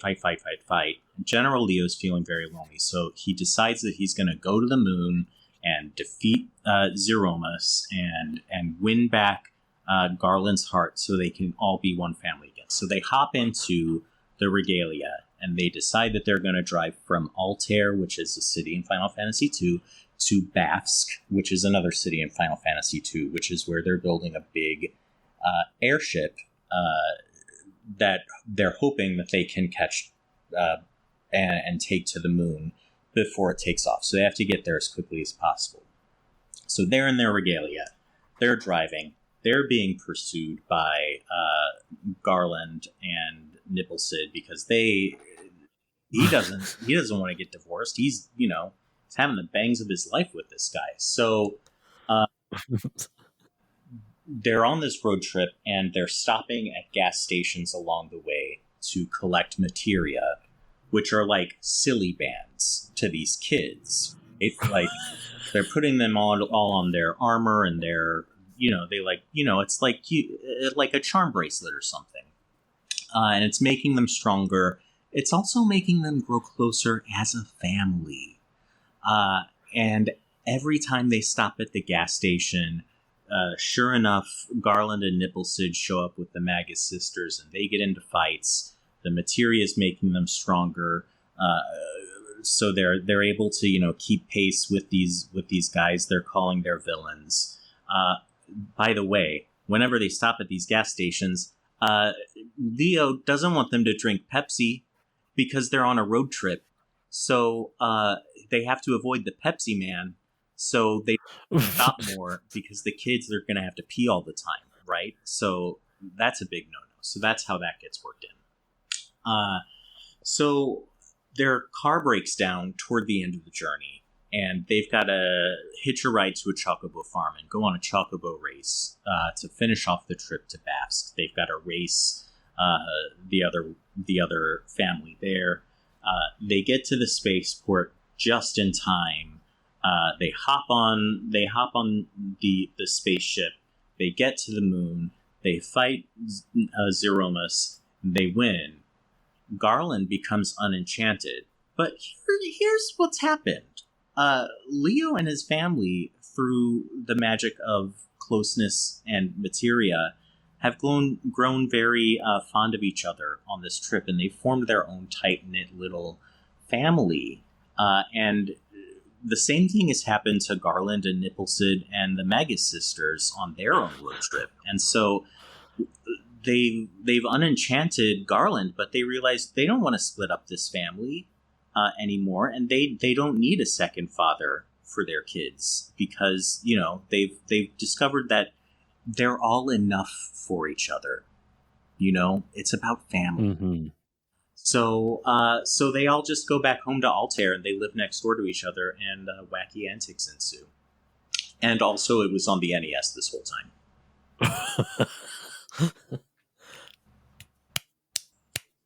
That's beautiful.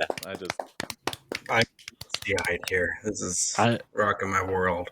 I'm kind of here for this. And what would you call your version of Final Fantasy? It'd be Final Fantasy 2.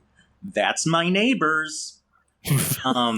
And by the way, the theme would be the blackjack theme from Final Fantasy 6. So if you listen to it, it actually sounds like a TV theme song already. It sounds like a theme song from The Price is Right, if I'm being quite honest. But it would make a good sitcom theme. So that's what the theme song to the TV shows. And then you got to imagine like the opening credits with the they're like watering plants, and they're like turning around like, what? Oh, ha ha ha ha ha, and it's got their name underneath.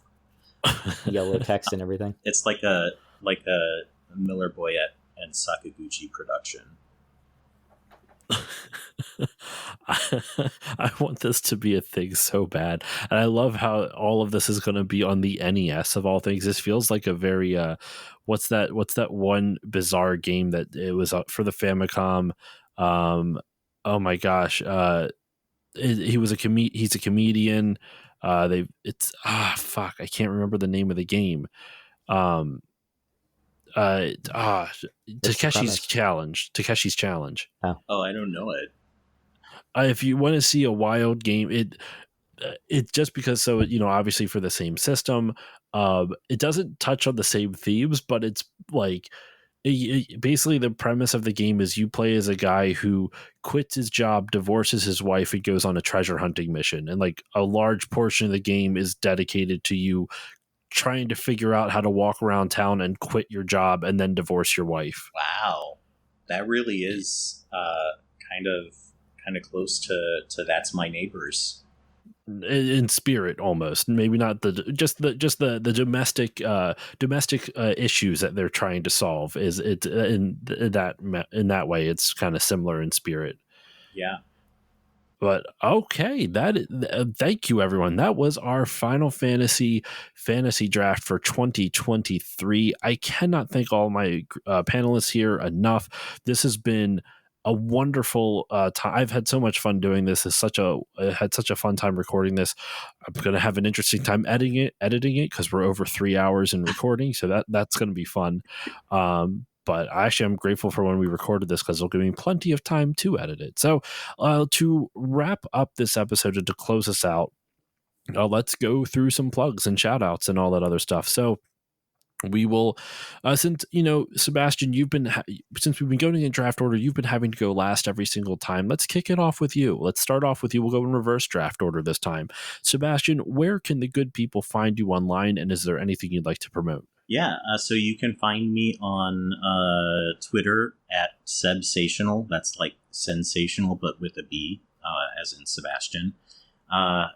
You can also find me at that handle on Instagram and Blue Sky. Hello.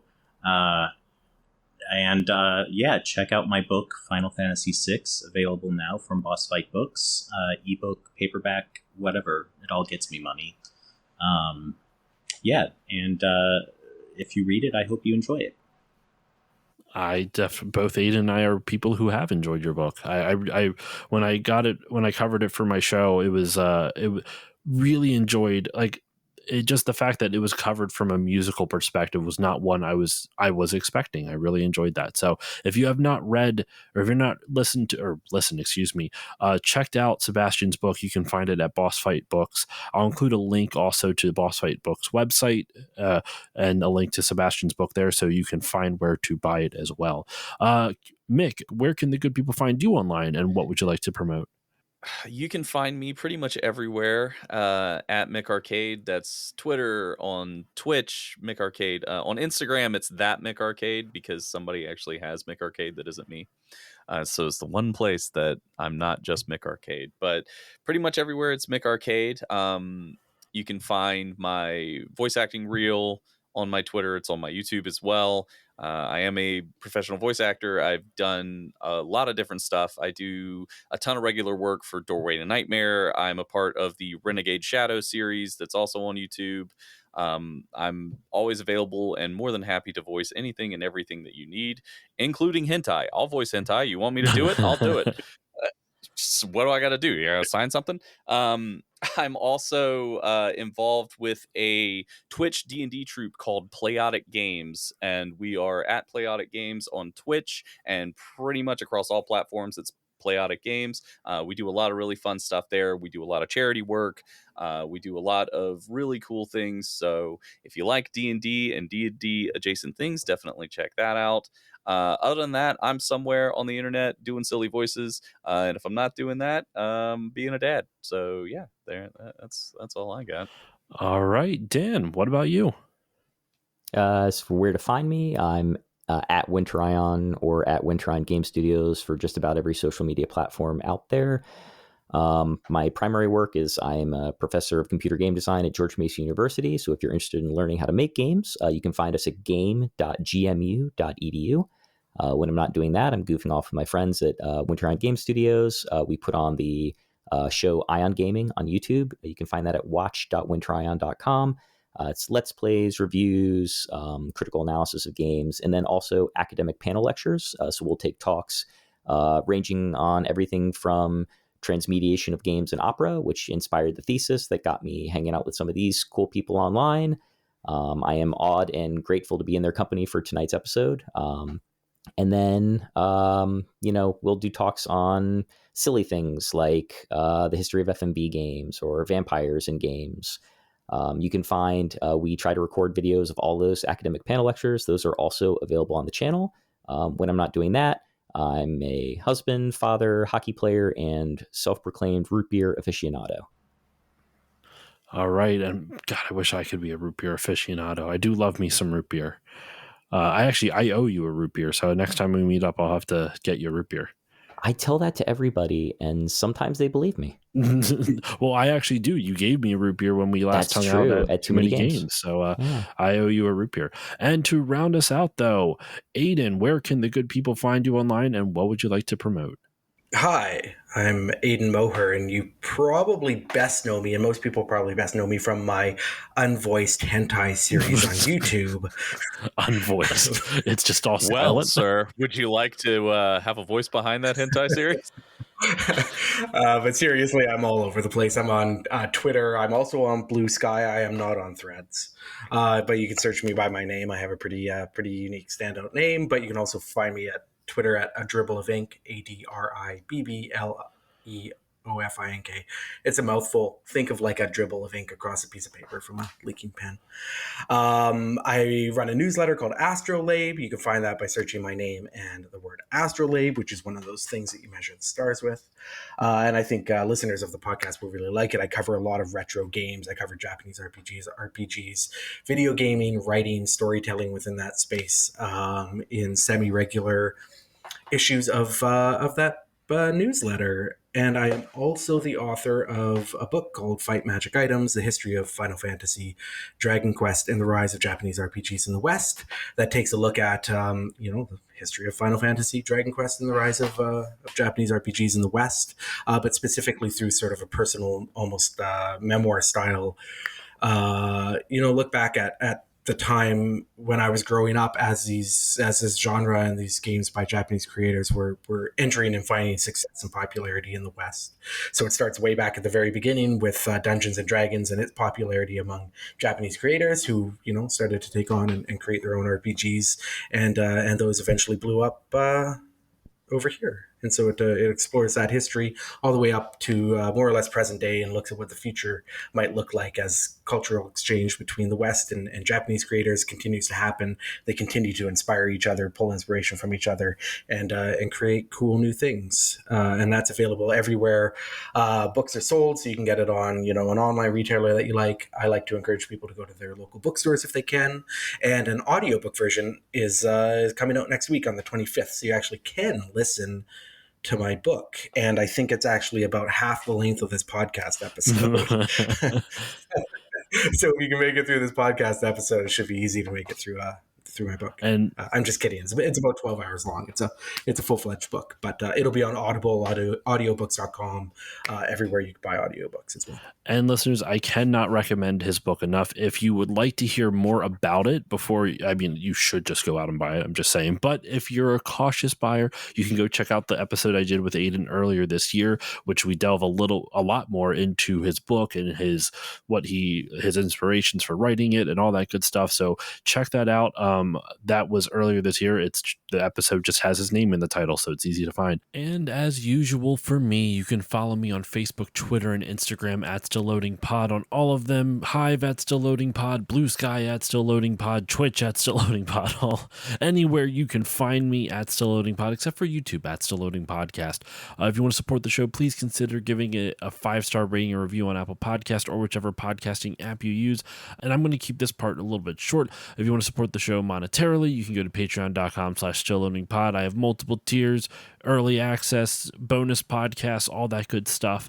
Still Bonding, James Bond podcast for the $5 patrons. There's bonus episodes for the $4 patrons, and then early access and voting rights for everyone at the $1 tier or higher. And of course, the Bit by Bit Foundation. The Bit by Bit Foundation is a non-profit organization whose mission is to put video games and video game consoles in the hands of kids receiving inpatient care at hospitals. So if you want to support them, go to bitbybitfoundation.org and consider donating. But yes, that's all we got. That is it. That is the end of the draft for this year, the end of the Final Fantasy draft for 2023. Thank you all so much for listening. All my panelists, thank you once again for joining me. And with all that said, thank you all for listening, and I will see you all next time.